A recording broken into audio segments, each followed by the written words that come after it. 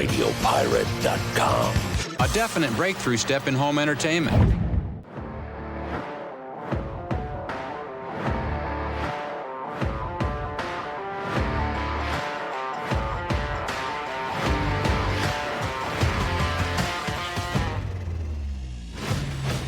OK, mercredi sur Radio Pirate Live. Mon nom est Jeff Fillion. On est dans différents studios un peu partout. On est à 3000 km ou à peu près de distance, mais regarde, ça ne nous a pas empêché de faire énormément de radio depuis ce matin. On a fait quasiment un show de 3 heures sur Radio Pirate Prime.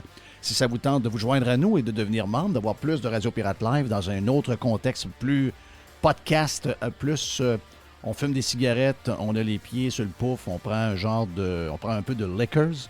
Donc, on prend un genre de whisky sans glace dans un verre tranquillement. C'est exactement ça, Radio Pirate Prime. Aujourd'hui, dans Radio Pirate Live, pour vous autres, les pirates et les pirates cheap, on a beaucoup de stock. On a notre ami Joamel qui est stand-by pour le prochain bloc. On a également le vestiaire. Nous aurons le CIO aujourd'hui avec nous. Et Les également pour parler du CH. On va parler, bien sûr, de l'histoire de Carey Price qui ne finit pas de finir. Les gestionnaires de patentes de crise, eux autres, regarde, c'est une opportunité de faire parler d'eux et d'avoir des contrats juteux. Donc, on ne veut pas que l'histoire finisse, mais ça doit finir à un moment donné. Donc, on va peut-être nous conclure là-dessus avec Les et le CIO un peu plus tard, ici même sur Radio Pirate Live. Jerry, t'es salué, mais Yes. même chose également pour Mr. White. De bonne humeur, mon ami Jerry? Oui, oh oui. Il y a un point que tu m'as parlé, je vais ouvrir avec ça aujourd'hui, ce midi, parce qu'il y a un point que tu as parlé dans la boîte de ce matin, que j'ai eu le même feeling, puis c'est toujours... Écoute, on est parents, là, je veux dire, on est fiers d'avoir on est fiers de nos enfants, on est fiers quand on a eu nos enfants, il y a un paquet d'affaires qu'on peut comprendre quand des gens sont parents, puis c'est toujours bien drôle, là. Mais j'ai eu un malaise hier, puis je ne savais pas comment l'exprimer, puis il n'y a rien de mieux que finalement la tribune que nous avons pour en parler. Puis je suis content de voir que tu as eu le même malaise, parce que je me disais, ouais, celle-là, je vais me garder une gêne. C'est peut-être juste moi. Moi, des fois, j'ai mes bébites, là. Puis je me disais, peut-être c'est juste moi, va donc pas là. Puis quand je t'ai entendu ce matin, ben ça m'a comme soulagé un peu. On est sur le même diapason on s'est pas parlé avant, régulièrement. On s'est pas parlé avant. Mais la photo d'hier là, des deux libéraux avec le bébé à l'Assemblée nationale. Oui.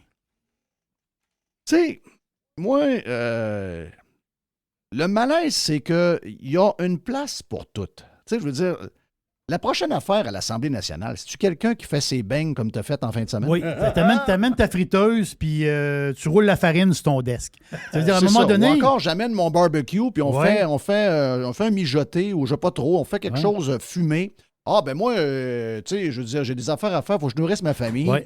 T'amènes le fumoir dans la place, tu commences à mettre tes ribs, puis là, ben, de temps en temps, tu vas être checker un peu, mettre de l'eau avec du jus de pomme. Tu sais, je veux dire, là, je veux dire, la cour est pleine de problèmes. Essayez de me trouver une place au Québec où ça va, là. Y a-tu une place au Québec où ça va? Il n'y a pas une crise de place où ça va. Là, on demande à ces gens-là de s'en aller travailler puis travailler fort. Moi, je pense qu'ils sont trop nombreux puis il y a probablement trop de monde là-dedans qui se pogne le bain. oui. La preuve, c'est que il doit pas se... Mon feeling, c'est qu'ils ne travaillent pas fort pour être capable d'avoir avec eux autres pendant la job leur enfant naissant. Moi, je sais bien que j'en ai eu des enfants naissants.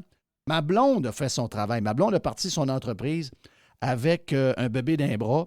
Mais elle était capable de s'organiser, puis c'était pas facile. Puis finalement, on a eu notre place en garderie. Puis oui, pour une mère, c'est bien dur de se détacher de son bébé naissant après 3-4 mois, mais si tu veux qu'on fasse. Nous, on n'avait pas la chance. On était en entreprise, on n'avait pas la chance. On ne travaillait pas pour le gouvernement. On ne pouvait pas prendre un congé d'1 an. Moi non plus, j'en ai pas pris de congé c'est quoi? Congé parental ou paternité? Non, paternité, c'est ça. Là. Tu sais, moi, j'ai toujours un peu trouvé ça drôle, la paternité. Là. Le gros de la job, c'est la mère, c'est la maternité. Le gars, si tu prends ton congé, c'est plus de temps pour jouer au golf puis aller jouer au hockey, là, mais ça, c'est un autre débat. Mais une chose est sûre, je peux te dire une affaire. Moi, demain matin, là, pendant que je travaille, là, on travaille. Je peux pas... Tiger est d'ouvrage. Si c'est un bébé naissant, je peux pas, pantoute, m'occuper d'un bébé naissant. Ça veut dire que tu travailles pas vraiment. C'est là. ça, t'es au Parlement, là. By the way, la session parlementaire, là, elle a commencé le 29. un peu, 29 novembre. Ça fait 6 jours. 6, 1, 2, 3, 4, 5, 6. Après ça, ils partent en congé de Noël. Ils reviennent quasiment, je pense que c'est le 27 février. Une patente de même. Attends une minute, là. Qui peut amener son enfant? Puis la question, là, il faut le dire. C'est pas une question que ça soit beau ou pas beau. C'est très beau. Non. Un père qui s'occupe de son enfant, puis une mère qui s'occupe de son enfant, c'est très, très beau. Mais qui peut amener ses enfants à job? Qui? Le gars qui travaille, c'est le gars qui travaille gens... sa route présentement, il peut-tu l'amener son enfant à job? Non, regarde, la réponse est facile. C'est le monde qui ne travaille pas vraiment. Ben, c'est ça. Le plombier qui arrive chez nous, il arrive-tu avec ses 4 enfants? Le gars dit ouais, mais là, j'avais pas de gardienne. Non, de quoi t'as pas de gardienne? Moi, j'ai déjà vu un gars dans une pizzeria à Charlebourg. Et je peux dire de quoi qu'il ne pouvait pas avoir ses enfants ben dans la cuisine à la température qu'il faisait et à l'ouvrage qu'il y avait. Pas ben. La face, c'est que t'as 2 personnes. Je vais prendre mon cas à moi, mais je veux pas prendre mon cas à moi. Pas ce qu'on comprend, parce qu'ils vont dire ouais, mais on prend toujours exemple sur nos affaires. Toi, tu étais dans la restauration. Patati, nanana. Non, je vais le prendre en général. Qui peut amener son enfant à la job, à part d'être un politicos? Ça fait 6 jours que vous travaillez. Là. 6 Moi, j'ai jours. toujours pensé que les seuls qui peuvent avoir des enfants à job, des enfants naissants, c'est des gens qui ont une garderie familiale. Exactement. Ils ont leurs enfants à eux pendant qu'ils gardent les enfants des autres. C'est Jeffrey Kelly, là, le député. Lui, la mère, c'est Marois Risky. C'est l'autre député libéral. Madame Risky, elle vient d'accoucher. C'est un bébé naissant. Là. Madame Risky, pourquoi tu ne restes pas à la maison? Tu sais, reste à la maison. Tu sais, avec ton bébé. Ça ne changera absolument rien. Ils sont dans l'opposition, ils foutent rien. Ils mettent jamais un bâton d'un roue de la CAQ. La CAQ est en contrôle total. Tu n'es même pas là pendant 4 ans et on ne s'en rend pas compte. C'est pour les images. Oui. C'est pour... Images seulement. Voilà. C'est pour... Parce que est-ce que le Parti libéral, présentement, a quelqu'un à sa tête? Non. C'est quelqu'un qui... Un peu, mais pas vraiment. Non, c'est quelqu'un de temporaire. Ils ont-tu un chef? Une chef? Non. Non. Qui veut devenir chef? Elle. Merci. C'est une photo.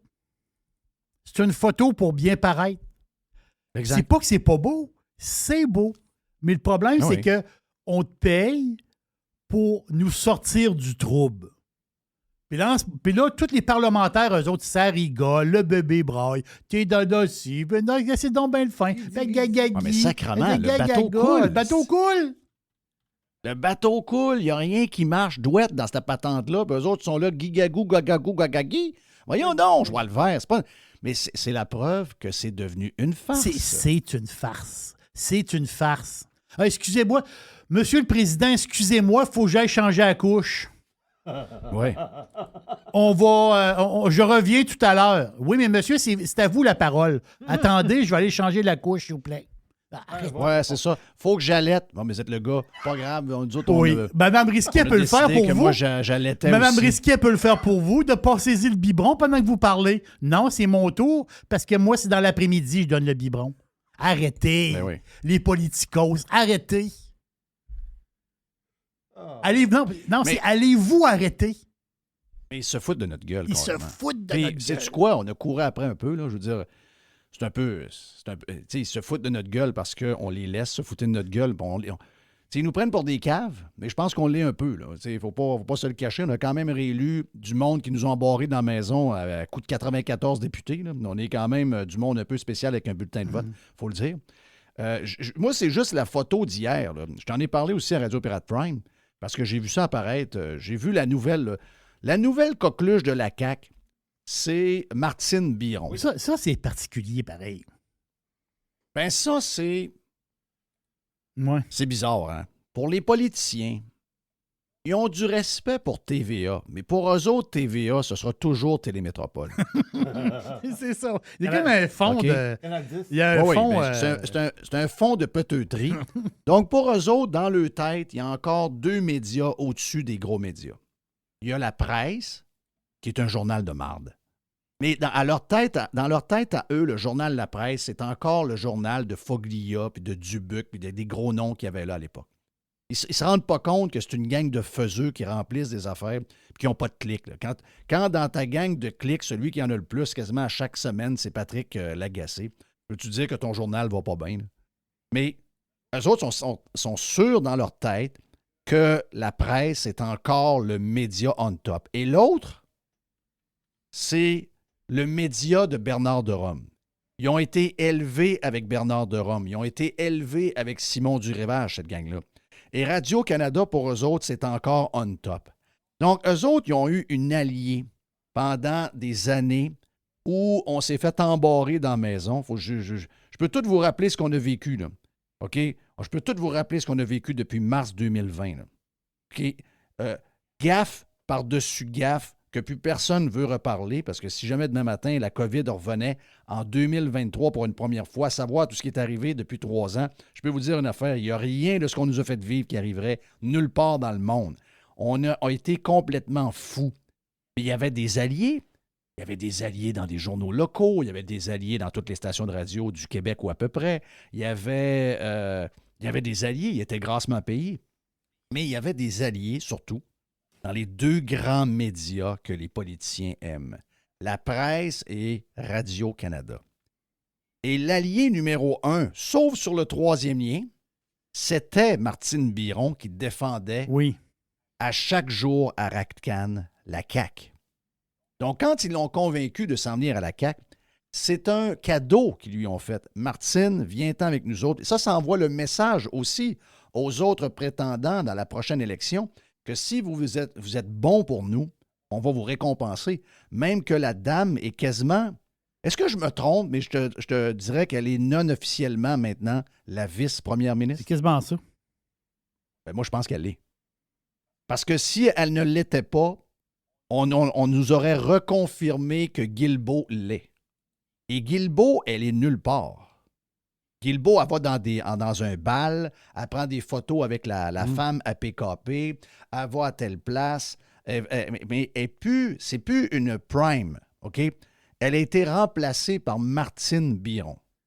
Et Martine Biron est toujours à côté de François Legault, et même que des fois, il y a un genre de trio, parce que la madame, même si on a des masques, on les reconnaît, c'est la madame Isabelle, la fumeuse de la CAQ, ou l'épouse du premier ministre. Oui. Mais ils ont l'air d'être un trio. Là, rajouter à ça le gars qui marche en pingouin, là, qui s'occupe de l'environnement, Charette. Et là, ben, tu as une autre aussi, une biologiste qui est là. Eux autres, ils rentrent hier à la COP 15, qui est une des plus grandes farces que vous n'avez pas jamais eues à Montréal. C'est-à-dire qu'il y a 15 000 personnes sur 20 000 qui viennent en avion vous dire que vous ne devez pas prendre l'avion. C'est quand même spécial. Et là, on a un gros show qui mènera à rien. Un show de faiseux avec un gars de l'ONU qui vient nous dire que l'ancien premier ministre ou président du Portugal qui vient faire ses grandes histoires, on va tous mourir, la Terre est devenue une dombe, on est en train de la maltraiter. Ben, je ne sais pas qui la maltraite, mais pas moi. Donc, arrête de m'accuser de tous les maux du monde. Moi, je ne maltraite pas la Terre. Parce que j'ai un char, je maltraite la Terre? Ouais, come on, man. T'es en avion. T'es arrivé là en avion. Wake up. Mais là, hier, ces gens-là rentrent. Puis vous montrer comment ils nous prennent pour des caves et comment la politique est devenue une méga joke. Ils rentrent hier, la gang. Ils sont au Palais des Congrès de Montréal pour la COP 15. Et là, ils rentrent tous avec des masques noirs. Puis là, ils envoient le message. Parce que vous avez vu, là, il y a une ligne de communication entre différents organismes et le politique, là. Vous avez vu, là, il y en a plusieurs, Collège des médecins, beaucoup de journalistes le font maintenant. On met le masque dans les lieux publics. On respecte la distanciation sociale. On se lave les mains. On évite les grands rassemblements et on va se faire vacciner. Est-ce que c'est quelque chose qui a été dit en 2021? Ben non, Chris, ça a été dit hier. Non, c'est pas fini, le patente, là. Ils sont encore là-dedans, eux autres, par-dessus la tête. Mais ils nous prennent tellement pour des caves. Et ça, j'ai même pas envoyé un espion pour les espionner avec un téléphone qui prend des photos. Même pas. C'est Martine Biron elle-même qui a des photos sur son compte Twitter. Il est 7h15, ils rentrent, ils ont des masques d'en face. Il est 7h18, ils sont sur un stage, ils n'ont plus de masque. Hey, l'influenza, c'est un virus spécial, toi? Ils sont câlisses de l'influenza. Il était dans un bal il n'y a pas longtemps. Il était à peu près 500, 600 personnes, toute la gang. Personne n'avait une masse d'en face. 48 heures après, c'est la folie des masses. Puis là, tout le monde doit revivre à peu près ce qu'on a fait pendant la COVID parce qu'on est des gens brillants. La vérité, c'est qu'ils se moquent de nous autres. Ils nous prennent pour des abrutis. Ils nous prennent pour des idiots et des caves. Et savez-vous quoi? Je pense qu'ils ont un peu raison. C'est parce que c'est un peu le signal qu'on leur lance. On est là à pu, on réagit plus, on fait plus rien, on bouge plus, on n'a plus de... On a l'impression d'être complètement étouffé. On est tellement étouffé que j'ai lu ce matin qu'il y a un gars sous qui a tué une famille de 5 personnes dans la région de Québec et qui a défilé avec son char à point 20 quelque chose, puis qui divaguait de même dans le chemin au point quasiment de ramasser des poteaux de téléphone. Et personne n'a appelé la police, sauf une personne. C'est incroyable, pareil. Regarde. Juste un mot pour Martine Biron. Elle a pogné le pactole pareil. Parce qu'en réalité, les deux députés de la Rive-Sud de Québec, c'est Drainville qui s'est fait passer à Dame de Pique. Il s'est fait passer, il s'est fait passer le ministère de l'Éducation. Non, t'as peu. C'est pas gouvernable. C'est-à-dire, c'est un des pires ministères que tu peux pas avoir. C'est un bâton de marde, là, le ministère de l'Éducation. Là, c'est épouvantable. C'est terrible, là. Puis elle se fait donner le ministère des Relations internationales. Oh! Wow. Non. Toi, t'es sur le voyage. Puis l'autre, il gère le ministère d'éducation de Drainville. Drainville s'est fait passer à Dame de Pique, là. T'as peu, Drainville venait de signer un gros contrat au 98.5 de plus de ce qu'on me dit, de plus de 300 000 par année. Puis j'ai même entendu quasiment 500 000 par année. Et là, il se ramasse avec une job à 130 000. Puis avec un bâton rempli de marde. Oui, c'est ça. Mais puis il n'est pas ses photos jamais, puis il n'est jamais avec le PM. Non, lui, il n'est pas avec le PM. Lui, il n'est pas avec le PM. Ça, c'est... Martine, elle marche à côté du PM. Hey, Jerry, je sais qu'on a beaucoup de monde aujourd'hui, puis on va manquer de temps, puis je veux faire une petite poubelle à un moment donné, puis on jasera de plein d'affaires, mais puis j'ai quasiment pas de place pour une boîte. Mais j'aimerais ça que tu me fasses quelques affaires que tu as dans ta boîte, justement, pour finir ce bloc-là, avant d'aller à Joannelle. J'ai deux petites affaires. Par rapport aux politicos, je veux comme compléter, là. Simon Jolin Barrette, okay, c'est le ministre de la Justice. Okay? On vient de parler des politicos, là. Moi, je pense que Jolin Barrette, de tous les politicos qu'il y a dans Bâtisse, c'est peut-être le seul qui travaille dans la place, là. Mon avis. Ce que je l'aime, Barrette, je l'aime pas du tout. C'est un gars qui a des idées spéciales. Ça, c'est mon humble avis. En Europe, il est dans des partis douteux. Oui, voilà. C'est exactement ça. C'est pas mon préféré. Mais moi, je pense que c'est le seul dans la place qui travaille. Les autres, ils font du temps. Barrette, là, c'est des petites choses, Jeff, mais tu vois, des fois, à un moment donné, ça prend des résultats de la politique. Tu sais, tu fais de la politique, ça prend des résultats. Il y a quelque chose qui vient de sortir que je trouve bien. C'est que tu vas dire, c'est un détail. C'est un détail, oui, puis non. Moi, je connais, tout le monde connaît quelqu'un qui est décédé, puis qui avait un compte conjoint. L'autre personne, l'autre conjoint, qui est toujours vivant, le compte de banque était gelé par la banque et l'argent était foutu pendant des mois de temps. C'était compliqué. Ça, Jeff, là, c'était compliqué, c'était épouvantable. Puis ça, c'est super drôle parce que c'est un couple avec un compte conjoint. Le bonhomme crève, puis madame, elle ne peut pas aller jouer dans le compte avant que tout soit réglé. T'es un peu là. Faut que je paye. J'ai des comptes à payer, j'ai des affaires à payer. Donc, le ministère de la Justice, Barrette, peut-être le seul qui travaille dans la place, là. Barrette, bien là, à cette heure, quand tu as un compte conjoint, 50% du compte de l'argent, nous autres, on a 1000 $. 500 $ qui est gelé, puis l'autre 500 $ qui est disponible. S'il y a 10 000 dans le compte, c'est la même chose. Donc, les gens, les survivants, ont accès... Ça se règle en après-midi. Là. Hein? Ça se règle en après-midi, une patente de même. Oui, ça se règle dans un après-midi. Mais Barrette... Bravo de l'avoir fait. Là. Barrette l'a fait. Il faut y donner. Il l'a fait. Donc, tu vois que quand tu décides... Un politicien qui décide de faire des choses pour le monde, il est capable. Là. Ça, c'est quelque chose pour le monde. Tu es capable de le faire. à la place de donner le biberon au bébé. Là. Pas, je comprends. Tu peux travailler. Là. C'est ça que je veux dire. Puis dernière affaire vite, Jeff, en terminant, les taux d'intérêt. On a un petit point 50 encore. Boum, boum, boum, boum, boum. C'est la 7e hausse consécutive du taux directeur au Canada. Donc, on ramasse un petit point 50. Donc, ça va commencer à... Oh, ouais, mais là, les prochaines hausses, ils vont être plus bas. Peut-être que ça va être du point 25 ou peut-être qu'il n'y en aura pas. Et quand même, le mal est un peu fait là, d'une manière. Donc, c'est une autre petite hausse. Petite hausse. Rendu au taux qui est là, c'est rendu une grosse hausse. Là. OK, mais là, est-ce que le médicament qu'on prend pour contrer la maladie, est-ce qu'il donne de quoi? Il y en a qui vont dire, ouais, ça prend du temps. Ouais, ça prend du temps. Mais c'est parce que là, tu sais, je veux dire, le gaz n'est pas achetable, la bouffe n'est pas achetable. Là, l'hypothèque de la maison vient de monter de 200$ parce que là, finalement, la banque m'a donné un break pendant 4 mois. Elle vient de m'appeler et me dire que le party est fini. Tu veux dire le médicament pour régler, remettre l'économie sur les rails, le médicament, est-tu bon? En ce moment, il ne fait pas effet vite. Là. Parce que là, les maisons coûtent pas moins cher. Les maisons ne coûtent pas moins cher. Puis mettons que la maison qui se vendait 389 000 est rendue à 385 000. Oh, il n'y a pas de surenchère. OK, parfait. Mais mettons que je l'aurais eu à 389 000 à 1,90. 5 ans. 3 ans, c'est ouvert. Ça, exactement, ouvert. Puis... Et là, la maison est 5 000 de moins, mais je suis rendu à 3 ans, 5 %. Oui. Et là, sacrément, elle me coûte toujours bien 300$ de plus par mois, même crise de maison. Hein. Même maison. J'essaie de comprendre. Moi, je pense qu'ils sont arrivés trop tard. Donc, à un moment donné, c'était sans doute la bonne recette, mais ils sont arrivés trop tard.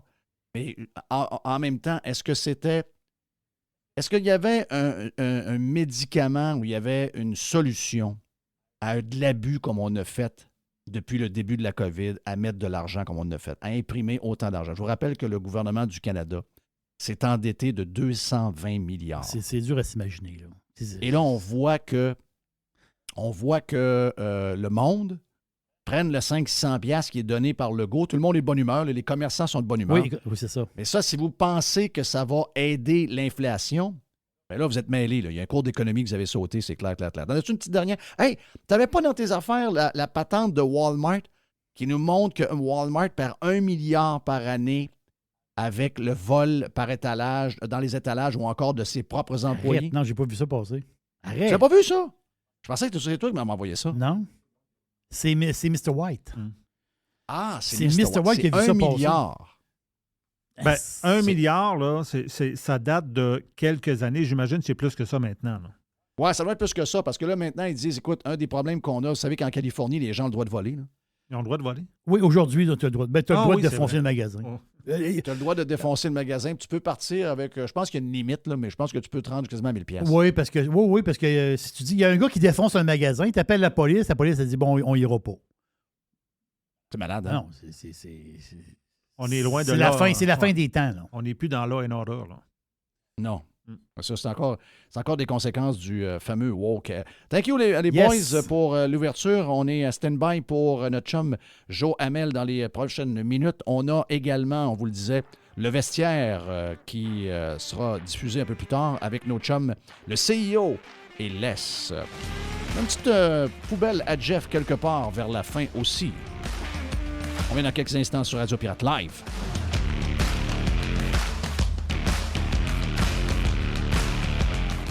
I love it. Radiopirate.com. Radio Pirate. Radio Pirate. Ah, mes chers auditeurs. Radio Pirate.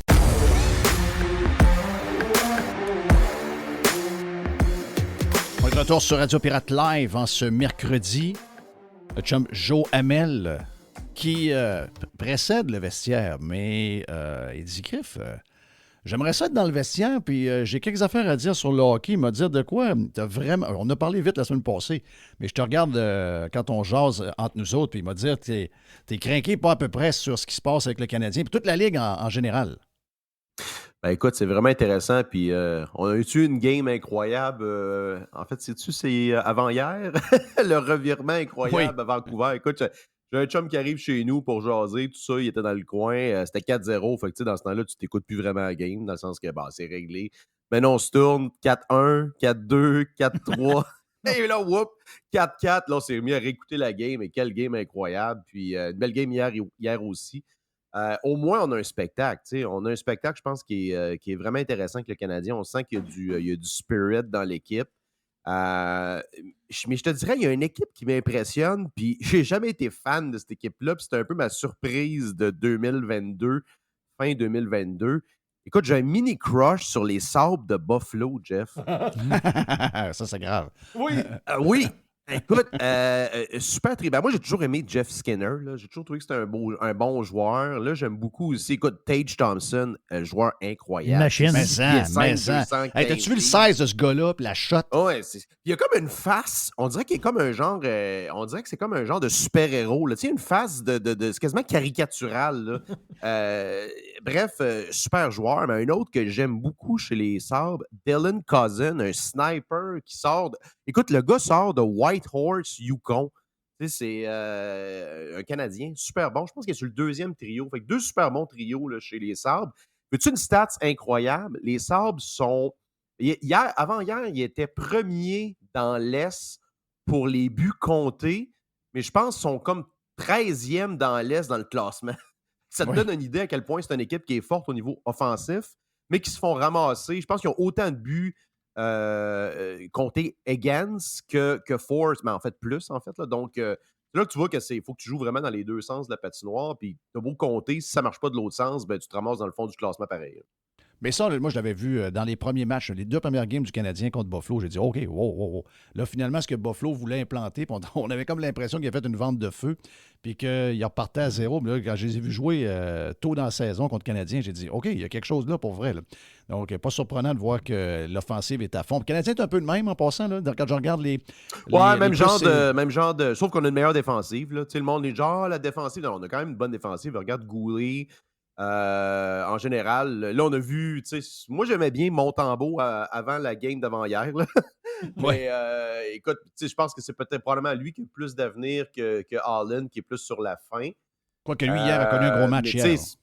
On l'a eu, notre discussion là-dessus, Jeff. Là, tu peux pas avoir un gardien à 10 millions là, quand tu as des gardiens qui peuvent faire 80% de la job pour 25% du prix. Là. Exact. Hey, justement, parlant de ça. Je sais qu'on en parlait dans le vestiaire tantôt. Je vais poser la question aux boys. Puis je pense que ça va être la dernière journée qu'on en parle. Il faut en finir. Là, mais quelle semaine, pareil. Hein, les histoires de. Puis moi, quand je vois les pires, je parle de l'histoire de Price, on parle de Goaler et l'histoire des armes à feu, puis toute la crise inventée qu'on a réussi à provoquer à Montréal, comme il y a juste Montréal qui peut le faire. C'est très bon pour les entreprises qui gèrent des crises et toute la patente. Mais quand justement il arrive un gestionnaire de crise, là, tu sais que la marde va pogner. Parce que habituellement, c'est tous les mauvais choix et les mauvaises tactiques, c'est eux autres qui les prennent.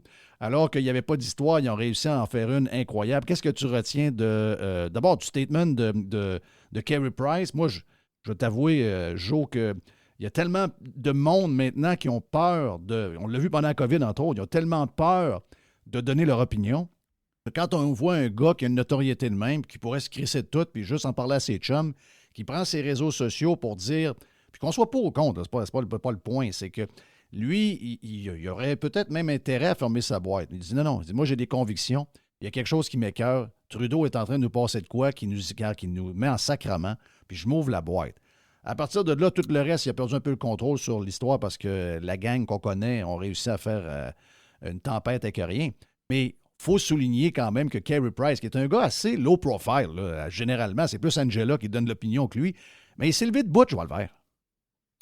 Oui, puis j'écoutais ta discussion avec Régent hier, c'était très intéressant. Je pense que tu partages pas mal son opinion à l'effet que quelqu'un aujourd'hui qui donne son opinion sur un sujet aussi qui devrait pas être controversé en passant, là, c'est quand même assez Main Street, le fait de... C'est une arme de chasse, c'est un outil de chasse.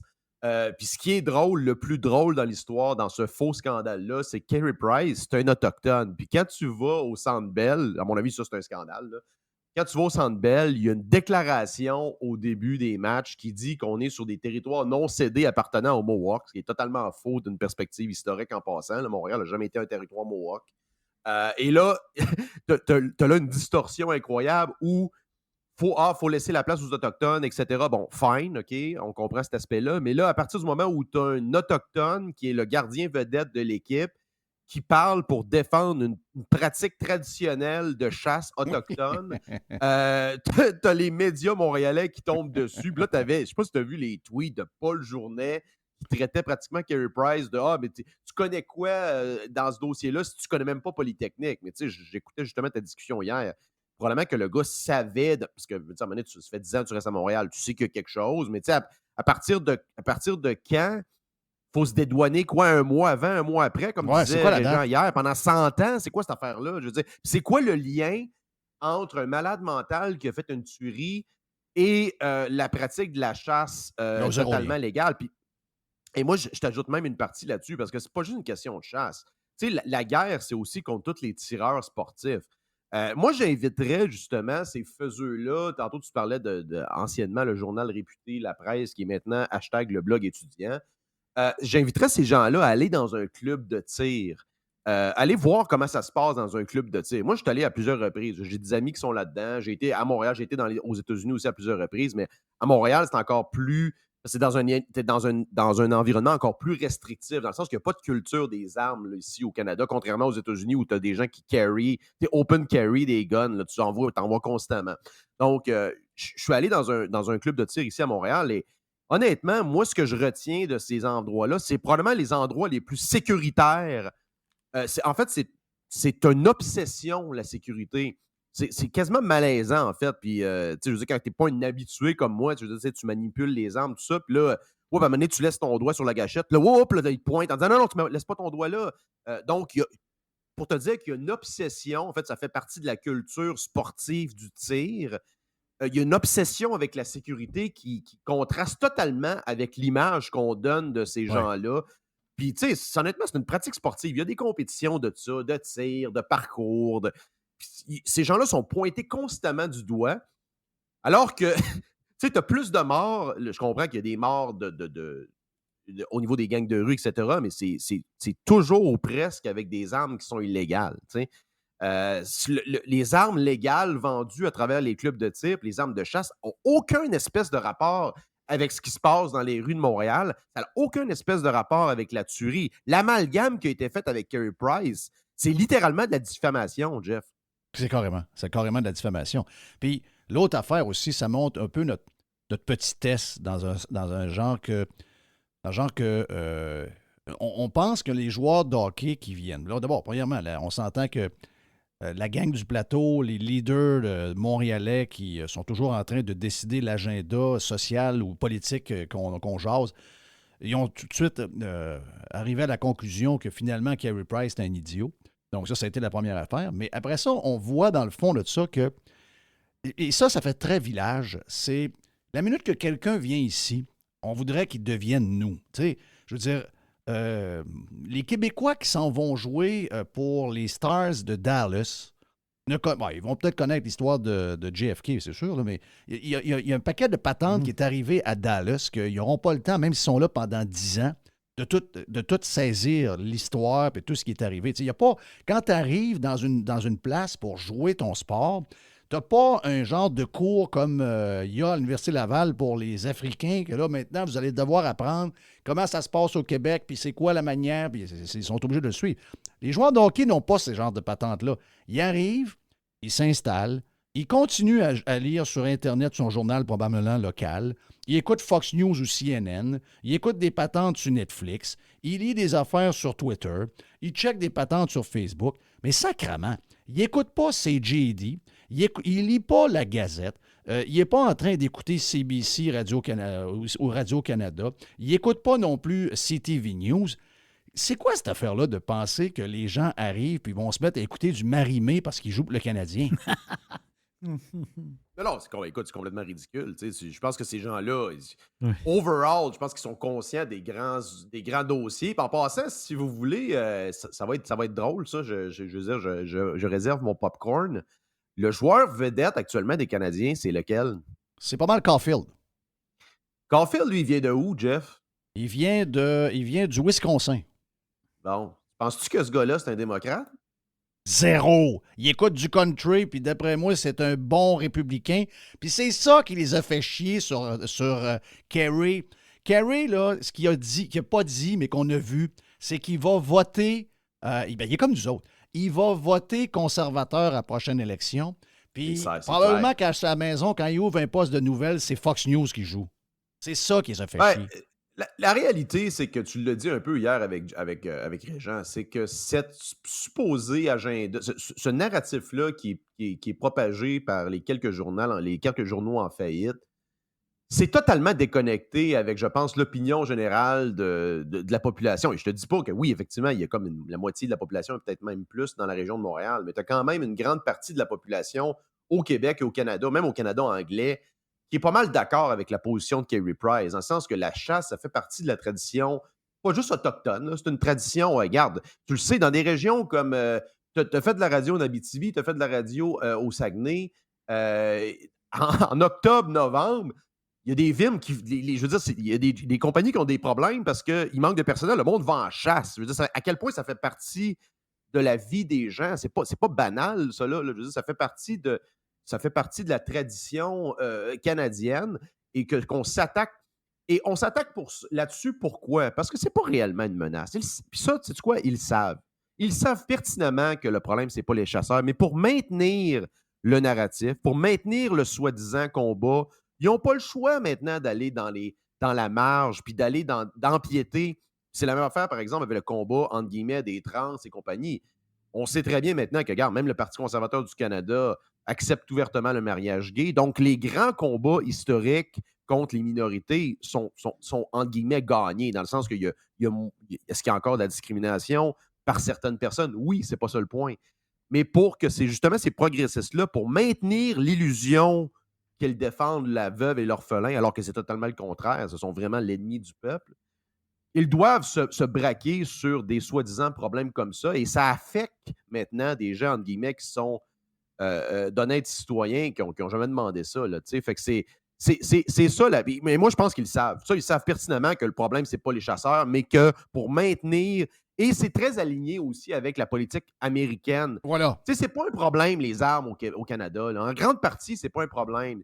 La question autochtone au Canada, ils veulent faire un lien avec l'esclavagisme, l'histoire, le passé esclavagisme aux États-Unis.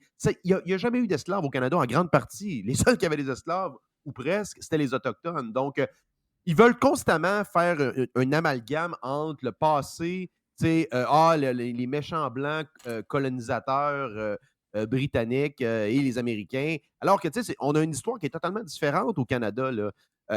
Moi, je pense que c'est ça l'enjeu. Ils veulent constamment montrer qu'ils sont les pourfendeurs, justement, de ces méchants, hommes blancs toxiques. Puis d'ailleurs, c'est un peu ça, l'amalgame qu'ils veulent faire entre le hockey, les armes.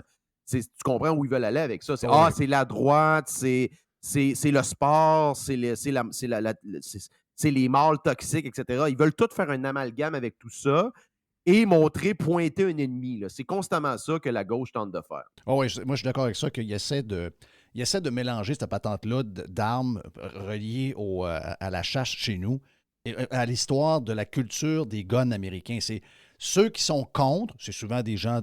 Puis quand on dit région de Montréal, là, ça inclut pas les banlieues, ça inclut pas Belleuil, je me demande même si à Longueuil, c'est pareil comme au centre-ville, mais je pense que non.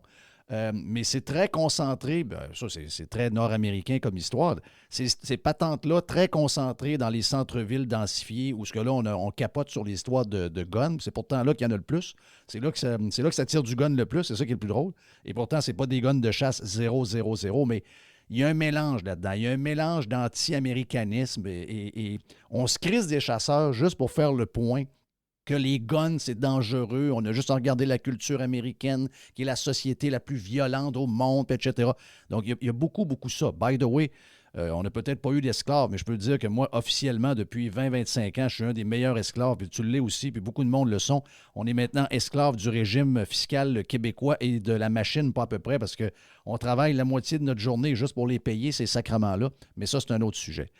Je voulais te parler je sais on a un autre sujet sur ta liste, mais on a jasé tout à l'heure en ouverture avec mon ami Jerry de l'augmentation des taux d'intérêt pour une autre fois au Canada de 0,5. Donc, la Banque centrale vient de monter ce taux, donc j'imagine que les banques vont suivre. Mais j'essaie de savoir si finalement on n'est pas rentré trop tard avec le remède à la maladie qu'on avait, puis que finalement peut-être aussi que on a tellement ambitionné sur le déficit pendant la COVID à donner de l'argent un peu partout à du monde qui n'avait pas besoin, que peut-être que c'est peine perdue, puis que finalement, on va juste empirer la situation économique de tout le monde. Est-ce que tu sens quelque chose? Est-ce que c'est plus long que ça devrait l'être habituellement de voir comment l'économie se comporte, l'inflation, entre autres, le but, c'est d'arrêter l'inflation. On n'a pas le feeling dans le day-to-day que l'inflation est sous contrôle. On a l'impression que ça nous coûte de plus en plus cher dans tout ce qu'on touche. Est-ce que, finalement, les solutions d'hier sont encore bonnes aujourd'hui avec le problème qu'on a créé avec la COVID? Ben, on l'avait dit, écoute, on a été un des premiers à le dire, puis entre guillemets, les nobody comme nous autres qui disaient que d'imprimer de l'argent à l'infini, ça allait avoir un effet inflationniste alors qu'on nous traitait d'idiots. D'ailleurs, même Poilievre l'avait dit. Il avait dit justement que le gouverneur de la Banque du Canada devrait être remercié. Je pense qu'il a raison. La Banque du Canada, comme la Fed, sont derrière la courbe. C'est-à-dire que l'inflation est plus haute que le taux directeur. Donc là, tu as un problème. Donc, tu n'as pas le choix de monter l'inflation. Tu n'as pas le choix de monter le taux directeur qui, historiquement, en passant, tu sais, je t'écoutais, tu disais, ouais, là, tu empruntais sur à 1,5, 2 %. Mais il faut se faire à l'idée, là. C'est anormal un taux d'intérêt à 1 ou 2 %. Exact, ça c'est clair. Quand les gens, moi c'est drôle, quand les gens en finance me disent ouais, mais là, la moyenne des taux sur 30 ans, moi je les arrête tout le temps, je dis ouais, veux-tu qu'on parle d'une moyenne? Parle-moi de la moyenne des taux sur 5000 ans. La moyenne des taux d'intérêt, Jeff, parce qu'on a des données là, de la Grèce antique aller jusqu'à aujourd'hui, là, à peu près, c'est entre 5 et 8 % le taux naturel d'intérêt. Et quand tu y penses, ça fait du sens parce que la valeur de l'argent dans le temps, elle doit être positive, puis elle doit avoir une certaine valeur dans le temps. Donc, le fait d'avoir un taux d'intérêt à zéro, c'est totalement anormal.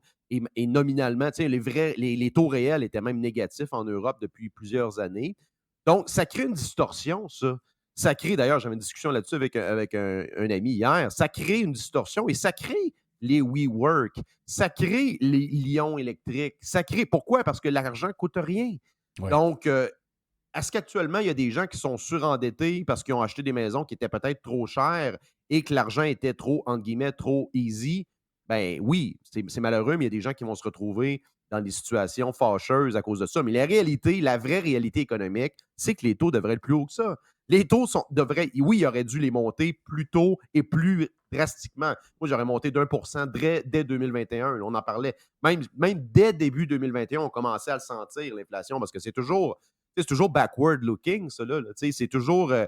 c'est comme un peu piloter un paquebot où tu veux éviter un iceberg, mais il y a toujours un délai entre le temps de réaction est très, très lent. Donc, ils n'ont pas le choix. Ils n'ont pas le choix de continuer. Ils ne peuvent pas le dire. Puis je te dirais qu'en privé, j'étais à une représentation d'RBC au début de la semaine, fin de la semaine passée.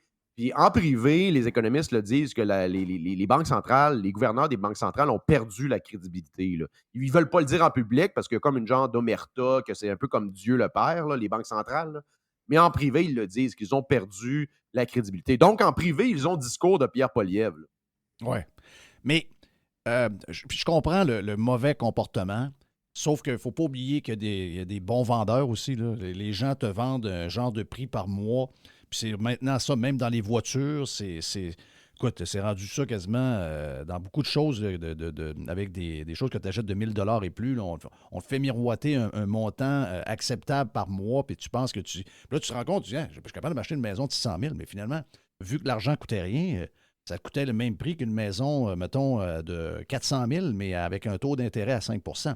Sauf que, excluons ces gens-là, excluons les gens qui ont mal planifié leur patente. Mais moi, effectivement, moi, j'ai un côté très...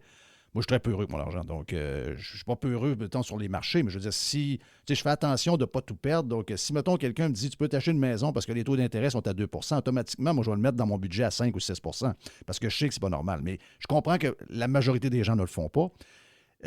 Sauf que pour eux autres, ces gens-là, on s'est fait un système pour un peu les protéger. C'est-à-dire qu'on a une banque centrale qu'on pense crédible et qui va prendre des bonnes décisions. Bien, ma première décision de marde qu'ils ont pris, c'est qu'ils ont enlevé la valeur de l'argent avec des taux d'intérêt. Moi, j'appelais ça de la coke il y a longtemps. Je dis, voyons, de l'argent qui ne coûte rien, c'est de la coke. Quand ça va finir, on va dire de quoi, ils vont avoir mal à la tête, ça va mal finir. Et là, on a continué pendant des années à avoir de l'argent pas cher. Là, après ça, il arrive la COVID. Bien, ces gens-là de connivence avec les gouvernements impriment du cash, ça peut finir. Mais monsieur tout le monde là-dedans, là, toutes ces décisions-là, oui, il a peut-être fait un mauvais choix. Il y a un char trop cher, il y a peut-être une maison trop chère aussi, mais tu sais, ultimement, c'est des gens qui ont confiance au système et le système fail de partout, là. C'est ça, tu sais, en réalité, c'est un peu la suite. C'est la suite de 2008, là, en fait. Les taux anormalement bas, c'est une conséquence de la crise financière de 2008 qui a touché principalement des gens qui avaient des actifs financiers, alors que là, parce qu'il n'y a pas eu, rappelle-toi, il n'y a pas eu vraiment d'inflation après la crise de 2008. Donc, la réelle crise qu'on vit, c'est maintenant où les gens, dans leur vie quotidienne, sentent un impact des mauvaises politiques monétaires. Et je pense que ça, c'est un précédent important, là. À l'heure actuelle, tu penses à n'importe qui, tu parles à n'importe qui sur un chantier de construction ou dans une conférence financière, dans la discussion, il va se glisser le fait qu'il y a eu trop d'argent qui a été imprimé et ça a causé l'inflation. Ça, cette conversation-là, Jeff, ça n'existait pas avant. C'était les gold bugs, les libertariens, puis les freaks là, de Bitcoin qui parlaient de ça, là. Il n'y a personne qui parlait de la conséquence monétaire, justement, de l'expansion de la masse monétaire et de la conséquence qui est l'inflation. Ça, c'est le fait que ça soit inséré dans le discours mainstream économique. Ça, c'est important, là. Puis ça permet justement à des politiciens comme Poilievre de l'amener sur le terrain en disant « Regardez, c'est les mauvaises politiques monétaires qui font en sorte qu'il y a de l'inflation maintenant. » Je te dis maintenant, comment qu'on le règle? Ça, c'est une autre histoire, là. C'est sûr que ce que je te disais, on se parlait quoi en décembre 2021, 2020 même. Moi, je pense qu'on va être à plusieurs années à un taux qui est supérieur à la fourchette de quoi 2 %. Donc, est-ce qu'on va aller à 20 %? Je ne pense pas. Est-ce qu'on va aller à 2? Écoute, dans la présentation d'RBC, c'est surréaliste. Eux autres voyaient vraiment l'inflation retomber à 2,5 % dès 2024. Là. Donc, ils envisagent une baisse de taux dès 2024, ce qui, à mon avis, d'ailleurs, c'est un peu ça qui boostait le marché dans les 2 dernières semaines, rappelle-toi. C'est que c'était peut-être l'idée, justement, que l'inflation a piqué. Donc, c'est pas une reprise économique.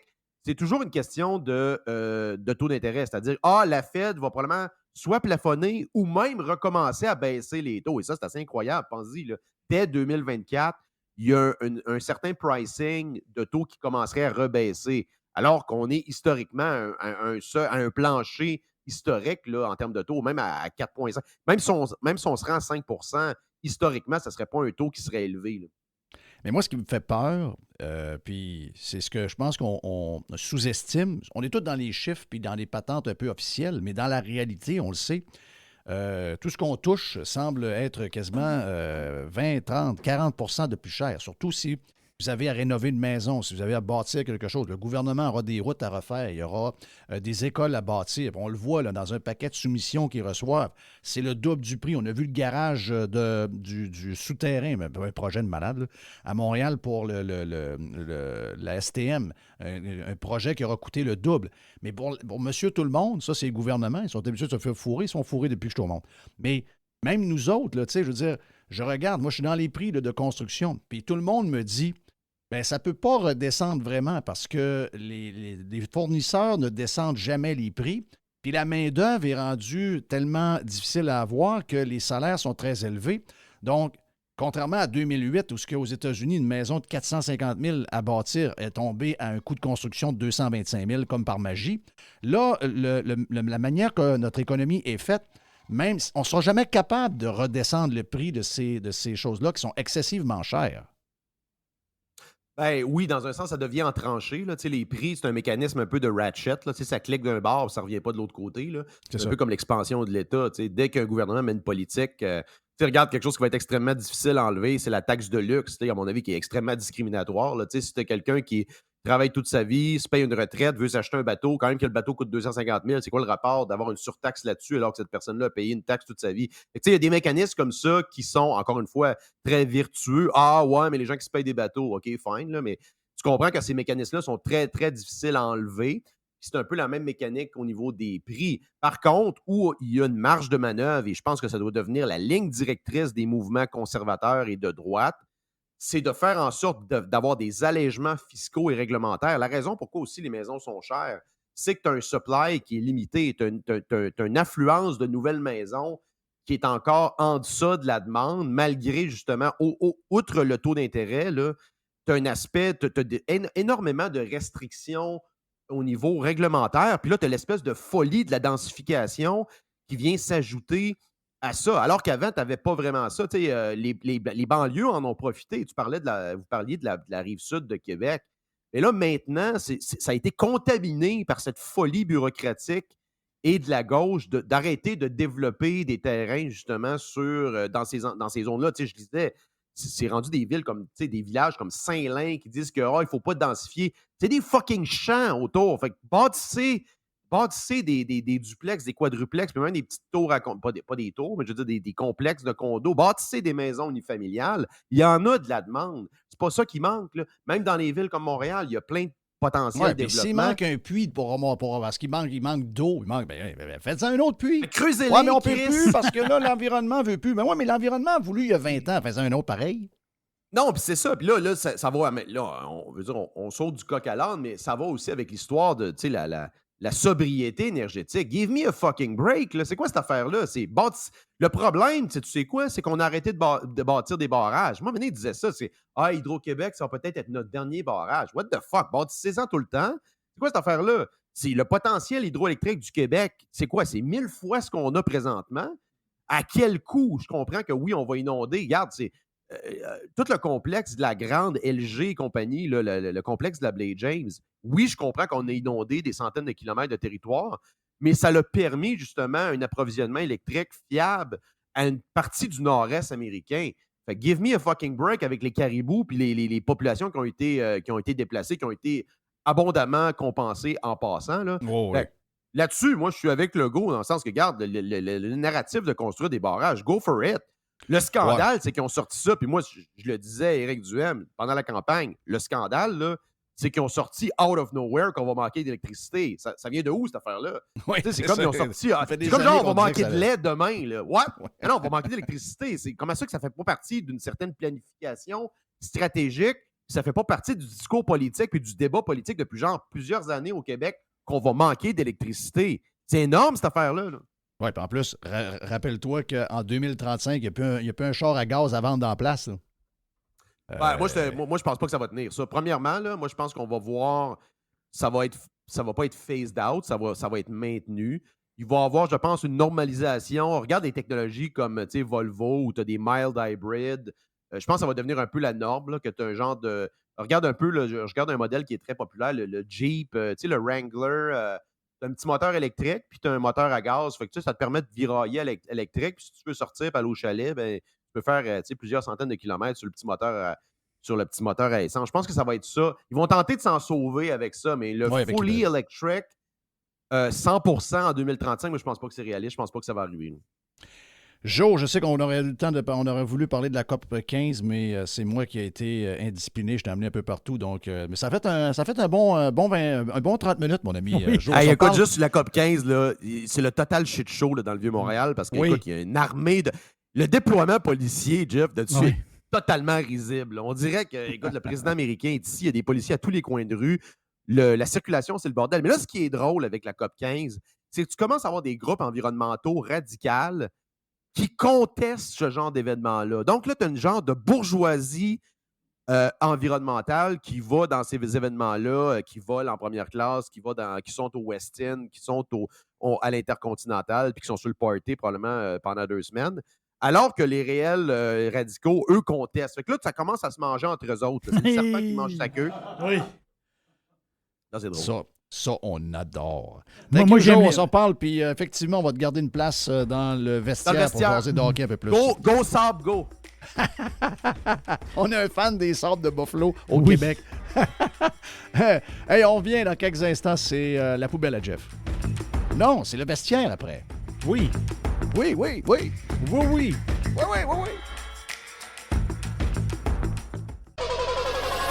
100%. Jeff Filion.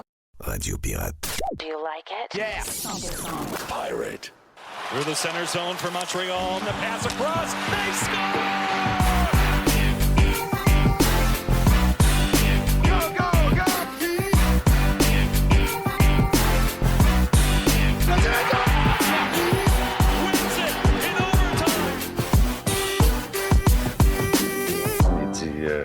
qu'est-ce qu'on va dire aux journalistes?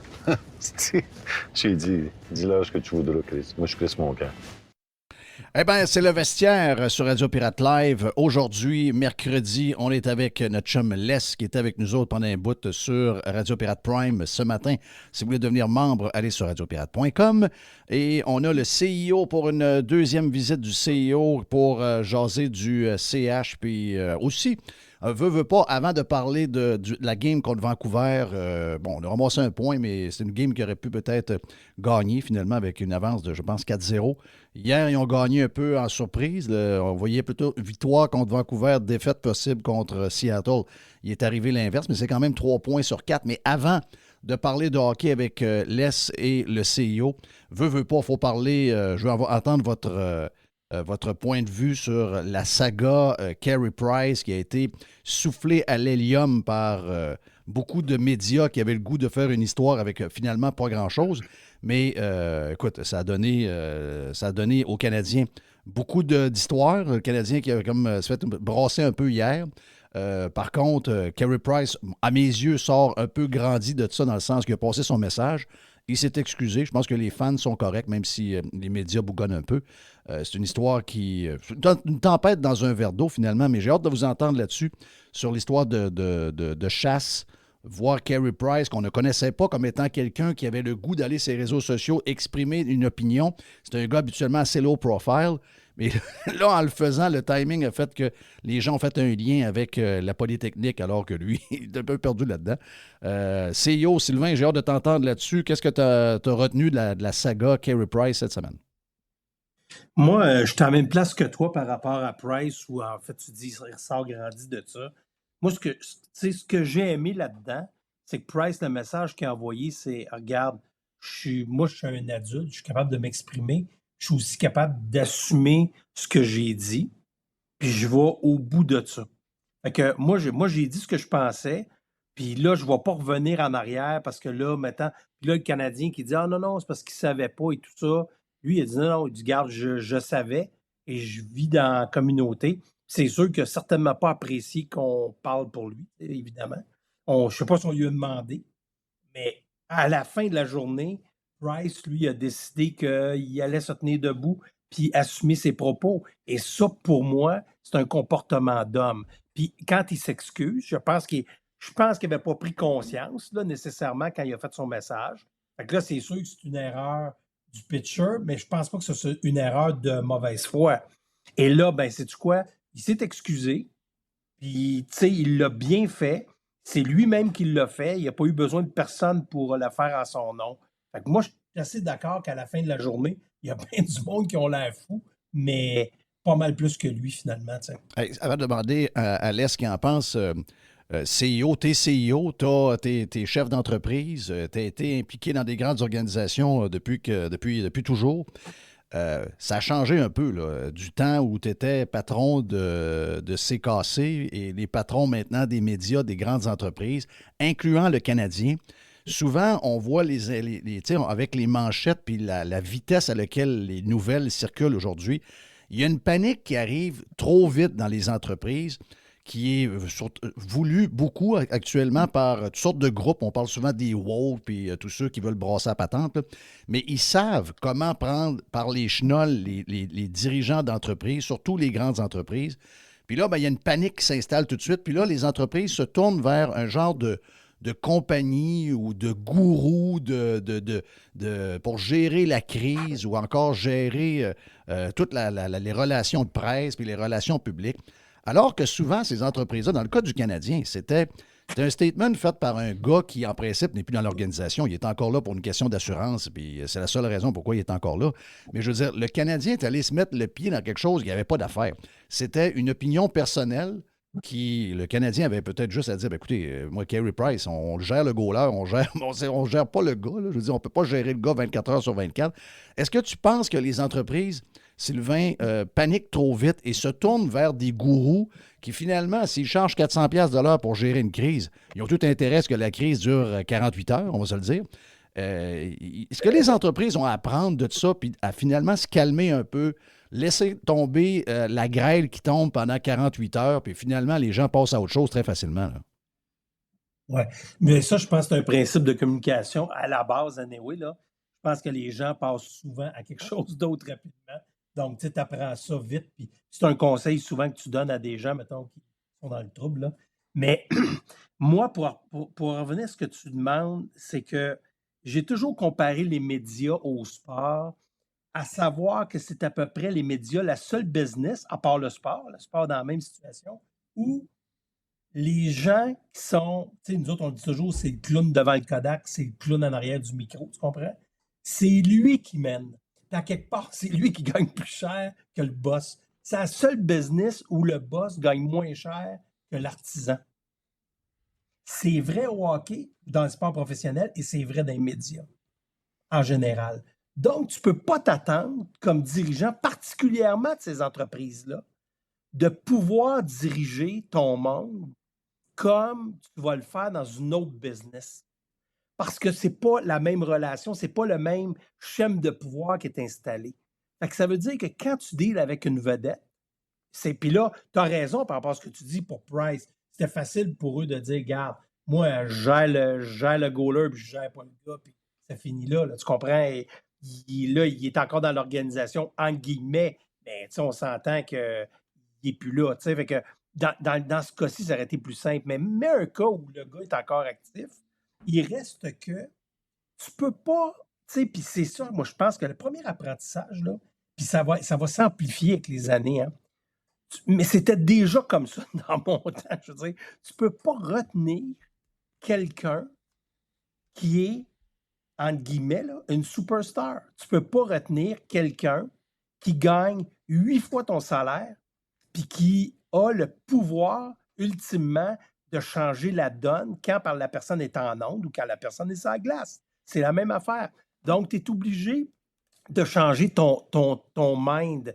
Et là, ça, pour moi, c'est un peu comme un principe, de vieille organisation de dire « Ah, moi, je vais empêcher le monde de parler. Non, moi, vous allez suivre la direction. Non, moi, je donne une ligne directrice. Tout le monde se conforme à la ligne directrice. » Ben non, c'est la même affaire en politique. Ce que tu souhaites ultimement, c'est qu'il y a un débat sain en politique.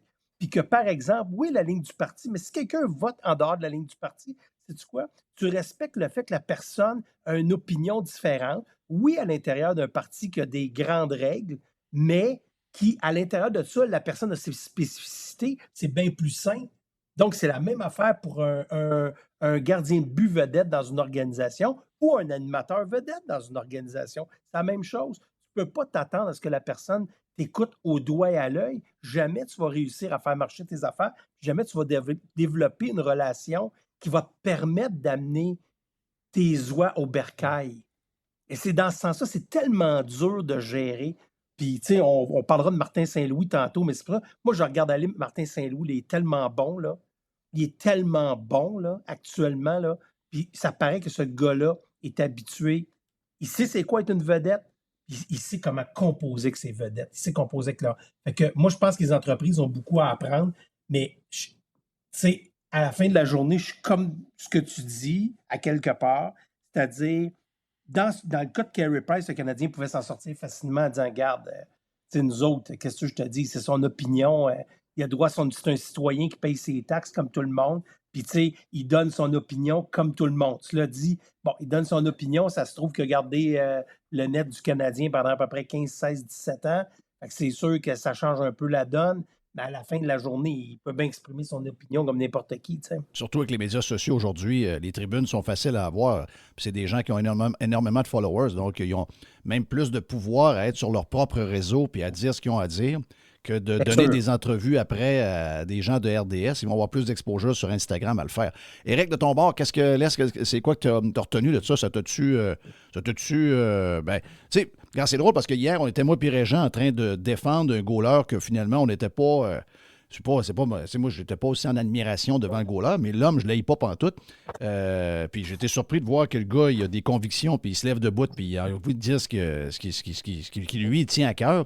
Aujourd'hui, dans l'époque d'aujourd'hui, c'est quasiment spectaculaire de voir que des gens sont encore capables de donner leur opinion parce qu'il y a tellement de gens qui ont peur de le faire. Que quand quelqu'un le fait, on ne peut pas faire autrement que saluer ça.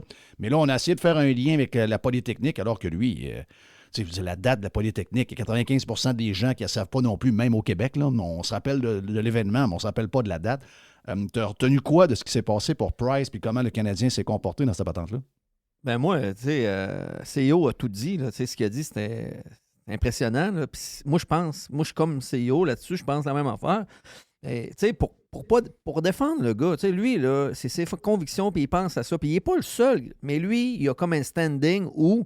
Mais lui, la Polytechnique, là, je suis désolé pour ceux que ça a froissé, là, il n'a jamais eu une pensée pour ça. Là. S'il avait pensé là, que ça nuirait comme ça, il ne l'aurait jamais dit. Là.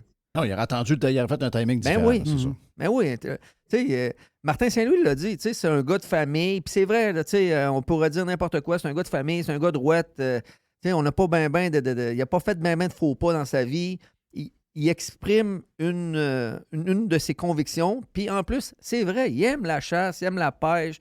Puis ce règlement-là, le règlement qu'ils veulent passer, moi, mon beau-frère, c'est un chasseur, c'est un pêcheur. Puis lui aussi, il n'est pas pour ça. Là. Il n'y a pas grand monde qui sont pour ça. Mais oui, il arrive des bad luck, mais comment de personnes qui ont des ports d'armes? Regarde, moi, mon feeling là-dessus, vite de même, là, j'ai l'impression qu'on s'est servi de Carey Price. On a vu que le timing avec la Polytechnique était extraordinaire. Puis là, en plus, il y avait comme tagué une association qui avait comme utilisé de manière bizarre là, un genre de promo relié à la Polytechnique qui était quand même assez spécial. Mais moi, j'ai l'impression qu'il y a beaucoup de gens qui sont contre qui sont contre les guns, que ce soit des guns ordinaires, des guns de chasse, sont contre les guns. C'est comme si t'es pour les guns, t'es comme un genre d'Américain en dedans de toi. Donc, mettons, beaucoup de gens là, disent « Ah non, moi, je suis contre les guns. » C'est tout souvent relié à une forme d'anti-américanisme, dans c'est ce que je pense. Et ça paraît bien de dire qu'on est contre les guns, incluant les guns de chasse.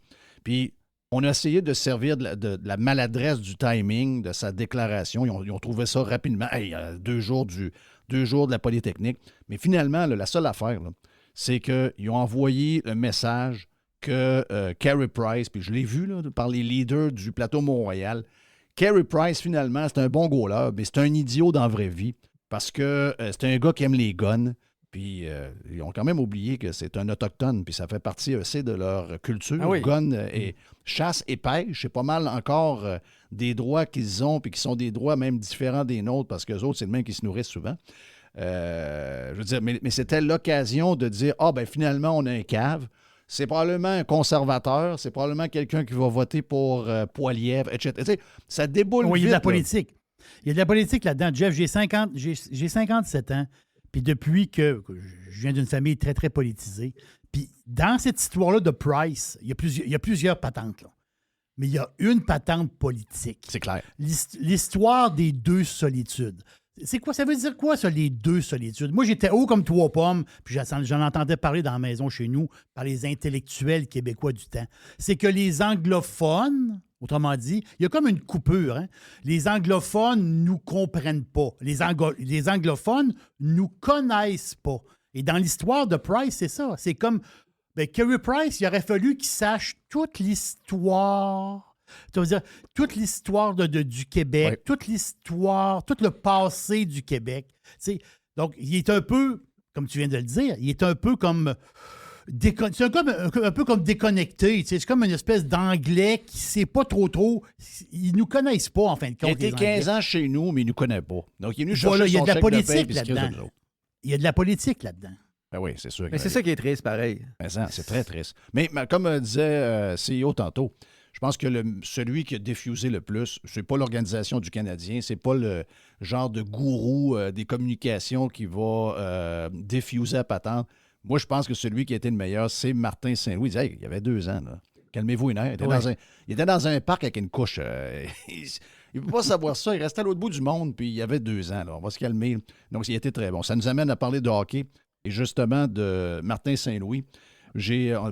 Tantôt, on parlait avec Les sur Radio Pirate Prime, puis je disais que ce qui se passe avec le Canadien, c'est qu'il y a du plaisir. Donc, même si tu perds alors que tu mènes 4-0, il n'y a pas de coach qui pète un plomb, il n'y a pas de personne qui vient complètement fou, puis qui dit là, demain, on va jouer défensif, puis ça, vous allez voir, vous allez faire même une pratique de plus, je suis en sacrement, etc. Non.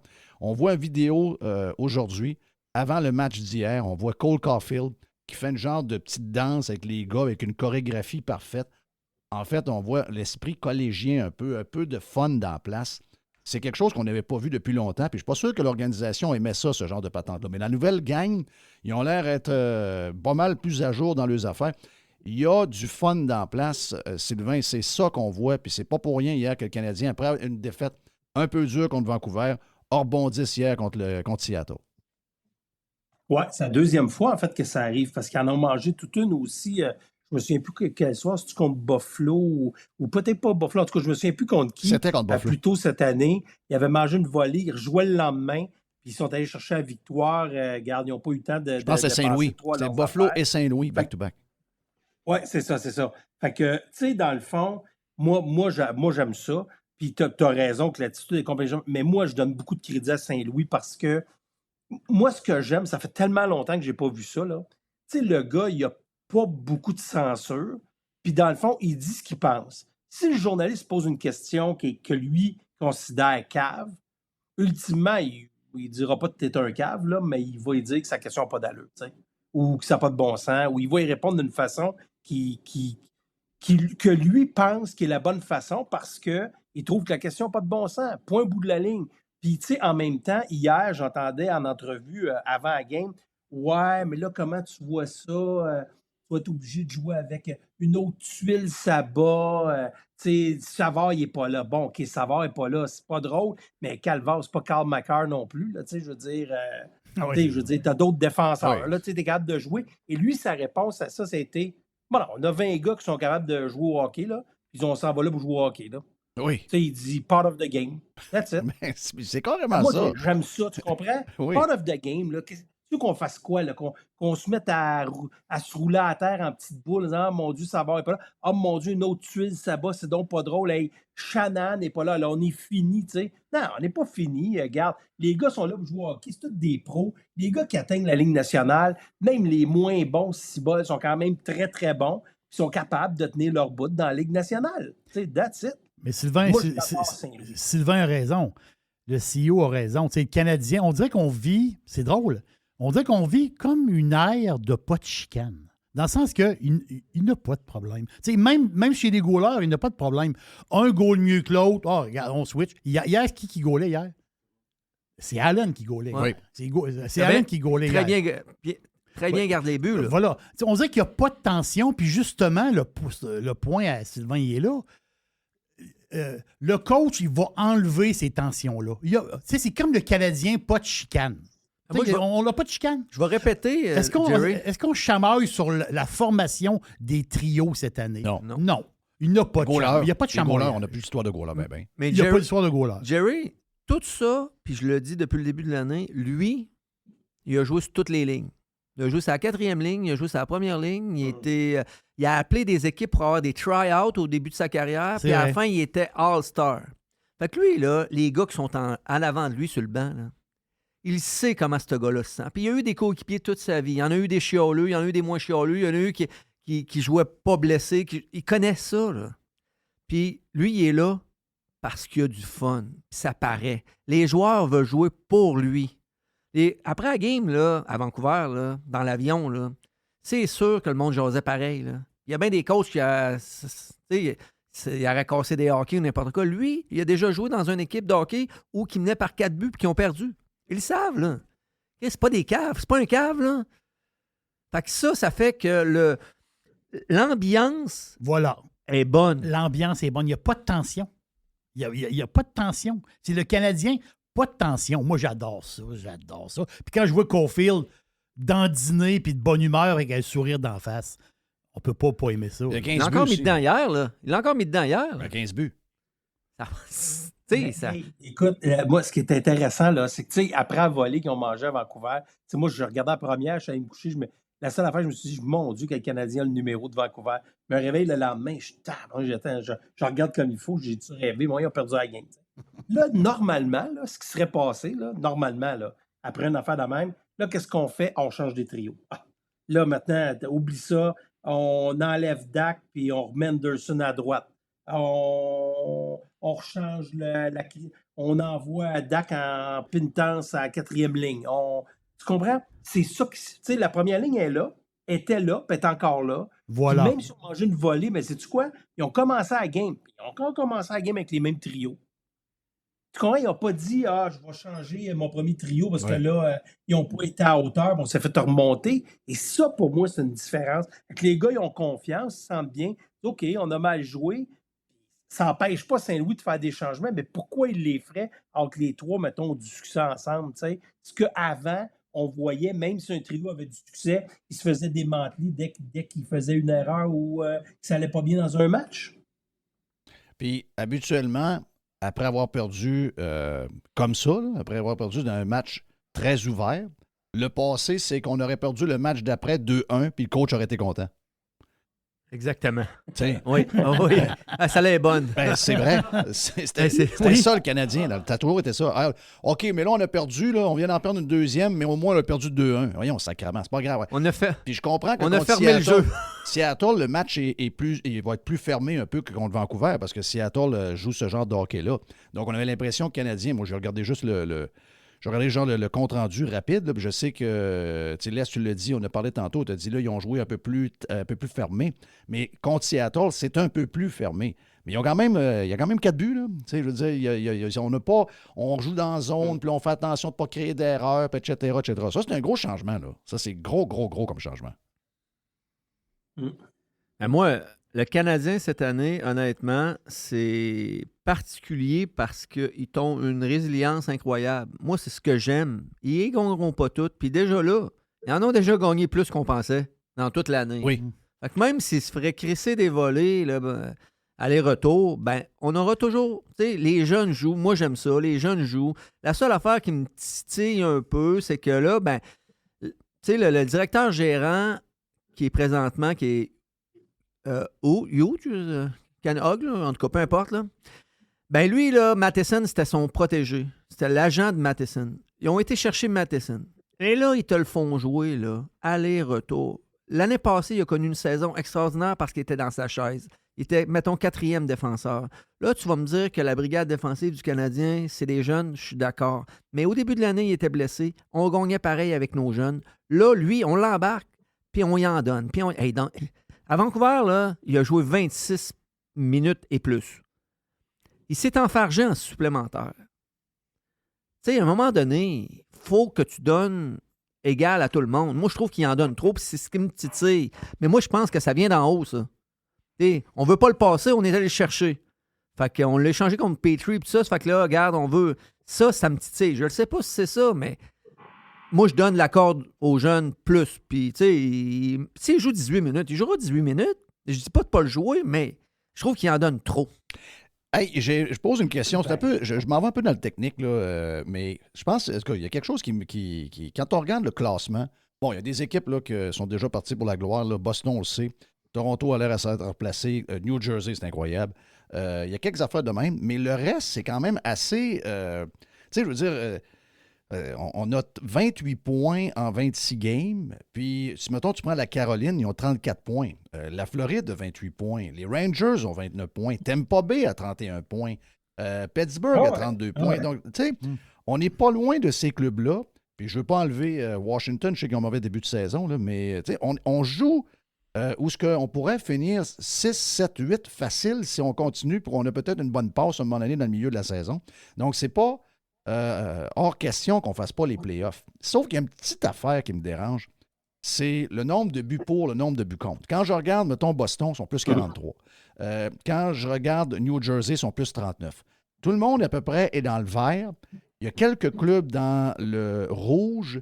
Mais il y en a il y a 2 clubs qui sont vraiment dans le rouge. J'enlève là, Columbus, là, puis même Ottawa. Mais Canadiens, dans les équipes qui sont serrées avec les autres, c'est... Probablement avec Washington, l'équipe qui a le plus de misère. Donc, est-ce qu'on donne trop de buts? Puis là, je ne veux pas qu'on ferme le jeu, c'est pas ça, là, mais quand on regarde les stats, la différence de buts contre, de buts pour, c'est vraiment là où on a peut-être un problème. Et est-ce que c'est la question, est-ce que c'est normal avec un club jeune d'être de même? Est-ce que c'est le prix à payer? CIO laisse après sur ces chiffres-là. Bien, moi, c'est sûr que, puis c'est ce que j'allais te demander tantôt, Jeff, toi qui es quand même un un petit peu américain dans l'âme, quand même, un demi-américain, on va dire ça. T'aimes ça aller en Floride, tu connais bien la Thanksgiving, tu sais à quel point c'est important pour la Ligue nationale. Quand la Thanksgiving arrive, tu es capable de dire grosso modo qu'il va faire les playoffs.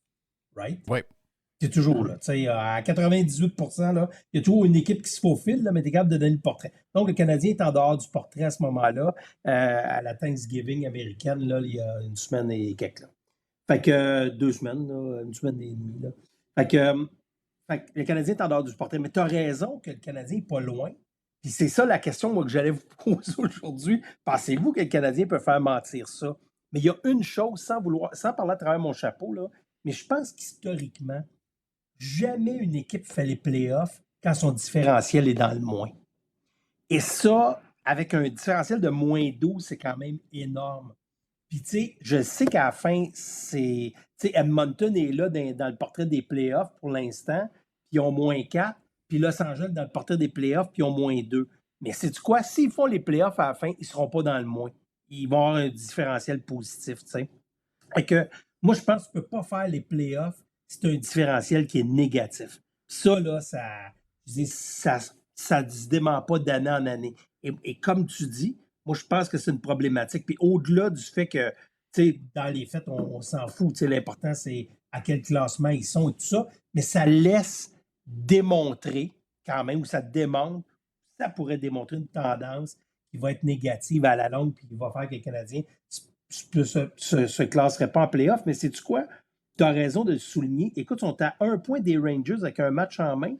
Puis, écoute, supposons, mettons, qu'ils gagnent le prochain match, ils sont à 2 points des Islanders qui ont la première case dans le carré d'as. Oui, mais comme je disais, Les, puis la réponse, c'est drôle que c'est la question que tu avais aujourd'hui, mais Les, il faut le regarder parce que de tous les clubs qu'on regarde, contre qui ils se battent, là, exclu Washington, là, qui est à peu près dans le même picture, mais contre tous les clubs contre qui ils se battent pour la place ou les 2 places qui vont rester pour faire les playoffs, sont vraiment sûrs que j'espère qu'il y en a que ça ne les dérange pas, mais c'est vrai que dans l'histoire, c'est habituellement les clubs qui font les playoffs. Bon, ça peut arriver qu'un club est à moins 2, là, mais je veux dire, là, tu es à moins 12. Je pense que cette semaine, on est à moins 14. C'est des gros chiffres. C'est-tu quelque chose d'important ou ça, tu t'en sacs complètement? Ben non, c'est super important. Puis, avant Noël, toujours est-il qu'avant Noël, les équipes se préparent. Tu sais, on dit toujours, la saison, on prépare notre équipe pour les playoffs. Right? Oui. Bon, là, après Noël, là, le jeu, au mois de janvier, là, le jeu va se fermer. Donc là, le Canadien là, va avoir moins d'occasions de marquer. On s'entend que la première ligne, c'est la ligne la plus grosse ligne dangereuse du Canadien. Donc là, le vrai hockey va commencer. Puis c'est là que je souhaite que je me trompe, mais c'est là qu'on va commencer à avoir de la misère. Notre jeune défensive va nous faire payer. On va encore accorder 3-4 buts par match, mais on n'en comptera pas 5. Parce que là, le jeu, l'autre bord, ils vont fermer le jeu. Puis, j'ose croire. Mais j'aimerais ça me tromper. Là. J'aimerais ça que le Canadien fasse les playoffs. J'aimerais ça serait un tour de force. J'y crois-tu? Non. J'aimerais ça? Oui. Mais c'est ça. Après Noël, là, ça va fermer le jeu au coton. Puis là, le Canadien, c'est là que je pense qu'on va avoir un petit peu plus de misère que présentement parce que là, c'est run and gun. Hier, là, c'est run and gun dans les playoffs. Là, ça ne jouera jamais de même. Là. Tu peux pas jouer de même. Tu peux pas jouer de même. Puis à Vancouver non plus. Puis à Edmonton non plus. Tu sais, les 3 dernières games, là, si les équipes contre qui on joue et notre équipe joue de même, oublie ça, là, on va pas nulle part. Là. Mais si... Moi, je le vois, puis c'est sûr, quand tu regardes le classement, tu regardes ça, là. On est moins 12 là, dans le différentiel. Là, tu dis, mais mettons qu'on continue de même. On continue de même, puis le différentiel est quand même pas tellement bon, mais on l'approche des séries, puis on a une chance de faire les playoffs. Mais c'est quoi le plan? C'est quoi le plan du début? Faut pas. Moi, je pense que si on se maintient, puis on a peut-être une chance de faire les playoffs, parce que ça va être vraiment. Cette année, ça peut être vraiment spectaculaire. Là. Comment que ça peut être serré? Moi, je pense qu'il ne faut pas tomber dans le piège de vouloir faire les playoffs à tout prix. D'accord. Puis d'aller chercher un pépère quelque part, puis scraper notre équipe pour pour essayer de faire les playoffs. Moi, je pense que ça, c'est l'erreur. Les Canadiens, en ce moment, ont bâti quelque chose. L'équipe a du fun. L'ambiance est bonne. Faut pas briser ça pour essayer de mettre les pieds en playoff puis avoir deux games locales remplis. Puis après ça, c'est terminé. Je pense que c'est le piège qu'on va avoir cette année si c'est bien serré. Là. On arrive en février, là, fin février, début mars. Là, vous allez voir, il y en a qui vont fatiguer pour qu'on fasse un trade ou quelque chose pour aller chercher un joueur qui va nous faire les playoffs. Ben, le DG l'a dit, hein? Ça y a été posé. JC, il a posé cette question-là. Si on arrive pas loin des playoffs puis on est dans le mix, on fait quoi? As-tu répondu? Oui, il a répondu. Il dit, moi, mon plan, c'est mon plan. Puis je suis content d'entendre ça. Je suis content d'entendre ça. D'après moi, il le fera pas. Puis là, il y a de la monnaie d'échange là, pour aller rechercher un autre premier choix. On a déjà un premier choix l'année prochaine, là. De Chicago, je pense, en tout cas, peu importe, oui. Là, on a un premier choix. Mais là, Monahan, moi, je ne l'échangerais pas. Mais en fait, il va l'échanger. On peut aller chercher un bon choix avec lui. Il y a Edmondson qui va être sur les trades aussi. Il ne joue pas très, très bien, mais ça va être un défenseur à acquérir à date limite parce que c'est un défenseur de playoff. C'est un gros gars qui joue physique, qui bloque des lancers. Dadonov, on va le donner, lui, mais il est pogné. On l'est pogné avec. Mais on a des bons... Il y en a un aussi là, que tout le monde veut. Je ne sais pas si on est prêt pour le faire partir, mais... Anderson? Ouais. Il y a beaucoup de monde. Apparemment, tu sais, je sais pas. Ah oui? C'est pas mon chum. C'est sûr. C'est pas mon chum. C'est sûr que je le trade. Sûr. Ouais, c'est ça. Mais lui, on peut avoir pas mal pour... Ah oui, ben oui, pendant qu'il y a encore de la valeur. Moi là, c'est sûr. Edmondson, de toute façon, Edmondson, tu parlais de Matheson tantôt. Edmondson, c'est la même affaire. Quand ils l'ont embarqué, Christy, le Canadien, en a perdu à peu près 4-5 de suite. Le gars, il ne suivait pas. Puis, pourtant, nos jeunes, ils ont fait la job au début. Donc, moi, aucune misère avec Edmondson. Puis, je pense, anyway, c'est ça le plan. Et moi, c'est clair qu'Anderson, clair. C'est sûr que je le laisse aller. Là, ça appelle à tous les jours pour lui, là, apparemment. Là. C'est le gars. Là. Puis en plus, il n'a pas l'air bien dans le système-là. C'est pas sa meilleure saison. Là. Il n'est pas. Le Canadien est hyper offensif, mais c'est pas Anderson qui ressort bien. On dirait que. Ouais, mais Jeff, fais attention. Regarde le 16 de ce gars-là. Regarde la vitesse. Je sais qu'il a besoin d'un playoff. Il n'y en a pas. Il n'y en a pas dans la Ligue nationale. Puis quand il y en a, ils ne sont pas disponibles. Nous, on est allé chercher, on était contents. On s'attendait qu'il remplissait le net, mais c'est pas ce style de joueur-là. Lui, il va chercher à la POC, il y a de la vitesse et tout ça. Oui, on va l'échanger. Puis CEO, tu as raison. Mais qui va prendre sa place? Bailo. Ça, moi, je pense qu'une des erreurs de Bergevin, c'est de ne pas assez avoir été agressif au moment où ses joueurs avaient une réelle valeur. Il l'a fait avec Piquet Subban contre Weber. Je ne reviendrai pas là-dessus, là, mais le point, c'est qu'il faut que tu t'échanges quand ça vaut quelque chose. Puis honnêtement, dans le timing, quand le Canadien va être prêt vraiment pour faire une raid, une vraie raid en série, puis se comporter, mettons, comme un vrai club de play-off, moi, je pense qu'Anderson, il va être trop tard, il va être trop vieux, puis il va être trop fatigué, surtout avec son style de jeu. C'est quand même un gars qui doit avoir au moins 27 ans dans ces eaux-là. Donc, moi, aucune hésitation. Parce que tu peux aller chercher un premier choix plus un espoir, mettons, demain matin. Thank you, guys, pour le vestiaire. Merci, Les. Merci, CEO. Merci à Jerry également. On va faire une pause et dans quelques instants, on revient sur Radio Pirate Live. Yes, sir. Jeff Fillion. Radio Pirate. Do you like it? Yeah. RadioPirate.com. La poubelle à Jeff. La poubelle à Jeff. La poubelle à Jeff. À Jeff. Oh, bon, ben regarde, la poubelle à Jeff m'a dit de quoi il va y avoir un mélange de boîte à Jerry parce que j'ai pas mal fucké sa boîte tout à l'heure. T'as fucké la boîte? Ouais, j'ai fucké la boîte tantôt. Tu sais, des fois, quand le coin rentre pas, là, j'ai donné un coup de pied dedans puis il est venu tout croche. Ouais. Donc, je m'en excuse, mon ami Jerry, pour ta boîte de tout à l'heure. On a eu du stock pas mal, par exemple. On a eu du bon temps avec Joe est en feu aujourd'hui. Je t'étourdis. La boîte, pas la boîte, mais le vestiaire, c'était bien le fun. Donc, est-ce qu'on peut dire que le dossier Carey Price, c'est un dossier réglé? C'est réglé. OK, dossier réglé, parfait. Parfait. Donc, différentes affaires à vous jaser vite. Dans la poubelle à Jeff, on apprend que, c'est pas moi qui ai décidé ça, c'est le Time Magazine, le président de l'Ukraine et la personnalité de l'année en 2022. C'est quand même le gars qui a réussi.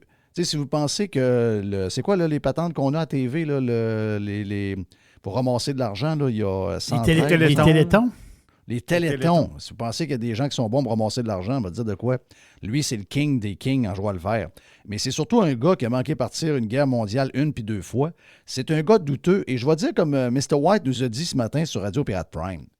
Avant de donner des patentes de même, en plein cœur d'une guerre où on ne sait pas trop qui est le méchant et qui est le bon, ou si on n'a pas affaire à deux trous de cul, on va se garder une gêne. C'est quoi qui presse, là? Il n'y a rien qui presse. Il n'y a absolument rien qui presse. On a fait des erreurs sur des rues qu'on a données à du monde, sur des arénas, sur des buildings, des gens... Écoutez, des premières pages de gens qui ont été déshonorés pas longtemps plus tard, il y en a eu pas mal, là. Forbes en a fait. Gardez-vous une gêne.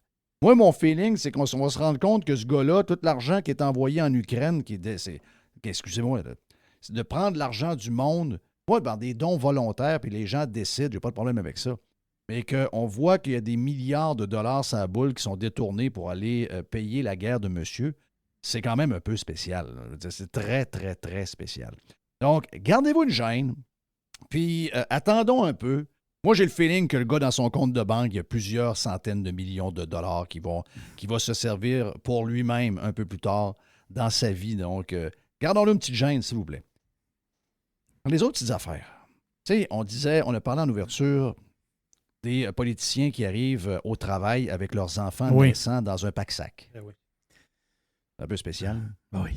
Quand on disait, la blonde me disait ça hier, elle dit, il n'y a plus rien qui marche. Il n'y a plus rien qui marche. Je vais vous donner un exemple. Hier, quelqu'un m'écrit, puis là, je n'ai pas le texte devant moi, mais je vous le donne. Puis suivez-moi bien, là. C'est un peu compliqué, peut-être que vu que je n'ai pas la patente en avant de moi, mais je vais essayer de vous simplifier ça pour que tout le monde comprenne. Les écoles, écoute, on a appris ce matin, quand on vous dit qu'il y a de l'ouvrage, on apprend ce matin que là, c'est la région de Québec, mais il doit y en avoir à grandeur du Québec. Dans la région de Québec, il y a 4 écoles qui n'ont plus de cafétéria. OK? Il n'y a plus de monde travailler. Il n'y a pas de monde travailler. Ça prend quelqu'un pour faire des lunchs. Ça prend quelqu'un pour s'occuper de la cafétéria. Puis, il y a des Mexicains qui rentrent à Pocheté qui veulent venir travailler pour nous autres. On n'est pas capable de s'occuper pour qu'ils viennent. Là, on n'est pas capable de rien. Mais les écoles ferment les cafétérias. Pas de problème. Ah, c'est cute. On s'en crisse un peu. C'est pas grave. On a une députée puis un député qui viennent avec leur enfant. C'est cute. Mais non, sacrément. Mettez-vous à l'ouvrage. Puis, savez-vous quoi? Prenez du monde dans la machine, qu'on ne sait pas trop ce qu'ils font, puis envoyez-les travailler à la cafétéria de l'école. Ça prend du monde pour faire des sandwichs puis du poulet. Voilà le vert. Le gouvernement, on a appris pendant la COVID que là, d'ailleurs, ils ont 18 000 employés. Tu sais, quand ils ont collé des employés, Jerry, ils ont dit on a besoin de travailleurs. Ben, c'est ça, là-dedans, tu avais des infirmières à retraite, tu avais plein de monde mais là-dedans. c'était surtout des préposés et des patentes de même. OK, pour eux autres. C'était pas des gens qui avaient nécessairement une grande formation, mais on dit, regarde, on a besoin de vous autres. Donc, les gens, ils ont quitté leur emploi respectif, ils sont allés travailler pour le gouvernement. C'est 18 000 employés, pareil. Pas 1800. C'est un centre Bell plein ou un centre Vidéotron plein de monde qui travaille. Déjà, on a quoi? 500-600 000 employés déjà au gouvernement. On a rajouté 18 000. Si vous demandez où sont les employés de la cafétéria, bien, ils travaillent pour le gouvernement. Et là, s'il n'y a pas une entente avec les syndicats, le 31 décembre, ces gens-là perdent leur job, by the way. Mais ce que je veux vous dire, c'est que devant toute la patente là, de ce qui se passe, c'est qu'il y a ce qu'on remarque. Vous autres avez vos histoires. Moi, j'ai mes histoires. Ma blonde a ses histoires de son bord pour le travail ou encore pour des affaires personnelles. Ce qu'on se rend compte, c'est des gens avec énormément de pouvoir dans une machine qui est complètement déraillée. Et hier, j'en ai lu une bonne. Quelqu'un m'écrit, c'est un pirate, je le salue. Il me dit, vous savez, les écoles manquent de profs, là. Donc, sa blonde, depuis longtemps, depuis plus d'une dizaine d'années, elle est pas enseignante, mais elle est, tu sais, là, il donne des services là, aux étudiants et des patentes de même. Donc, c'est quelqu'un qui a beaucoup d'expérience, mais elle n'est pas prof. Donc, quand tu n'es pas prof, ben, tu as un autre, tu n'as pas le salaire d'un prof, tu n'as pas les conditions d'un prof. mais tu es quand même syndiqué, puis tu as de l'ancienneté. Donc, ces gens-là, en ce moment, ils sont comme... Ben, ils se font demander des fois pour remplacer parce qu'il n'y a pas de prof dans la classe. C'est ça. C'est une TES, une technicienne en éducation spécialisée? Ouais, c'est ça. C'est des gens... c'est ça, c'est ce genre d'emploi-là. Et c'est des gens importants là, dans la patente. Mais là, il y a une prof qui dit... Ah, moi, 9 jours, là, tu sais, c'est des cycles de 9 jours. Ouais. Elle dit, moi, le cycle de 9 jours, faire les 9 jours, c'est impossible pour moi. C'est des astis de me meilleur. Des astis de me meilleur. Mon père était prof secondaire 4 en mathématiques. Il faisait toutes sortes de cours. Il faisait les maths fortes. Il faisait les maths ordinaires. Il faisait les maths slow. Il faisait des maths également pour le professionnel court. Et il faisait des maths pour le professionnel long. En as-tu fait? Puis sais-tu quoi? Il était président du hockey mineur. Il était conseiller municipal. Oui. Il était impliqué d'un cadet. Il était impliqué dans toutes sortes d'affaires. Mon père, je l'ai pas vu bien, s'il arrêtait pas. Aujourd'hui, les profs et madame, 9 jours, je suis fatigué, j'ai peut-être un peu la COVID longue, j'ai plus l'énergie que j'avais. Donc là, la madame qui est là, qui n'a pas le poste de prof, elle dit, elle dit, moi, je vais le faire, ces 2 jours de congé. Donc, ils ont donné un bon salaire, donc un bon salaire de remplaçante. Puis, à travers ça, elle faisait sa job aussi. Et là, la madame, elle a annoncé qu'elle n'est plus capable d'enseigner. Et elle prend un congé pour indéterminé. Et là, elle dit, écoutez, elle dit, elle dit, je sais que je vais être moins payé que remplaçante, mais elle dit, si vous me donnez, mettons, la même... parce qu'elle, ça fait 10 ans qu'elle est là. Elle dit, si vous me donnez 10 ans, la même ancienneté, je vais prendre le poste, puis les étudiants vont avoir une prof, on va le faire, moi, parce qu'elle est trop bonne, puis on dit, oui, on va... Donc, ils ont consulté à la commission scolaire, et ils ont dit, non, tu vas garder tes droits, puis tu vas juste switcher de un à l'autre, puis... non. Et là, elle reçoit sa paye. Et la paye, il y a 300 pièces de moins que prévu dedans. Si elle n'avait pas regardé sa paye, cette femme-là qui est dans le système et qui adore l'école, qui adore les jeunes, elle perdait tous ses droits. Je pense qu'il restait 15 jours. Ça ne s'était pas rendu compte de ça. Elle perdait ses droits. Elle devenait une enseignante de premier cycle sans formation, donc un salaire très bas.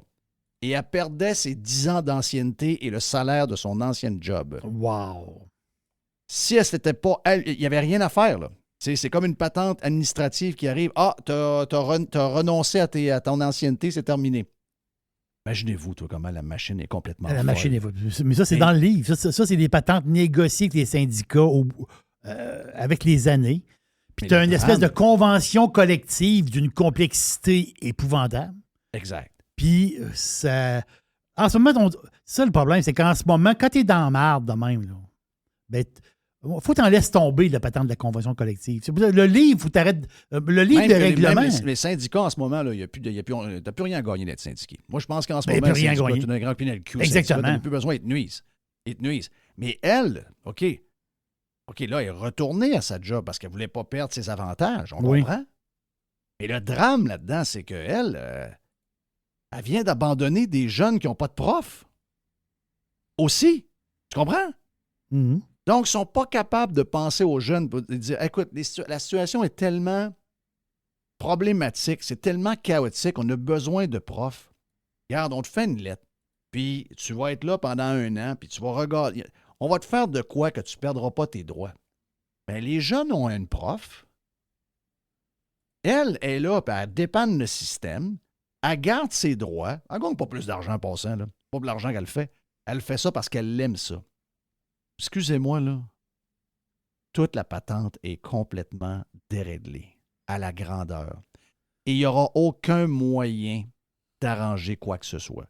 Si vous pensez que l'hôpital va être dans un meilleur état dans 5 ans, dites-moi où c'est qui votre gars qui vous fournit de la coke. Oui, je vais c'est ça. l'essayer.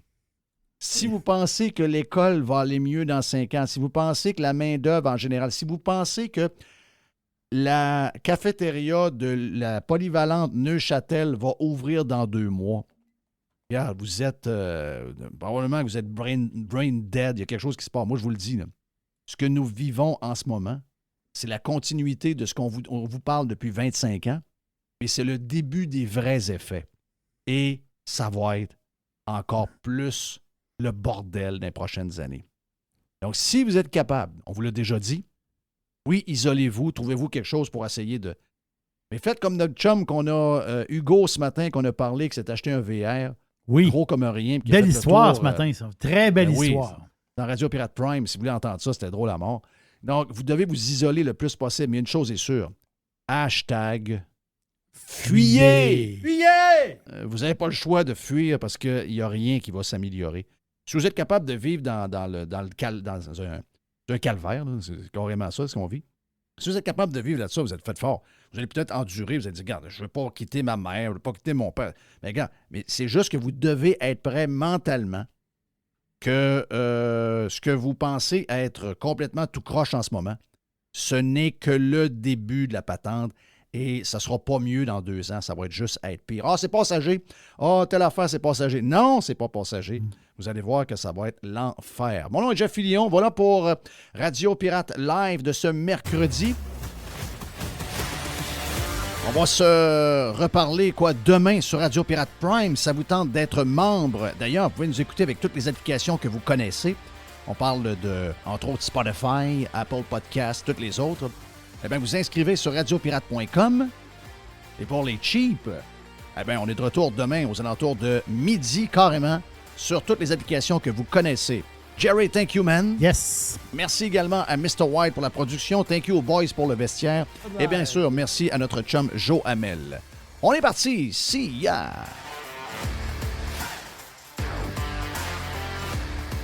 The Revolution. RadioPirate.com. Fresh 100%. 100% pirate.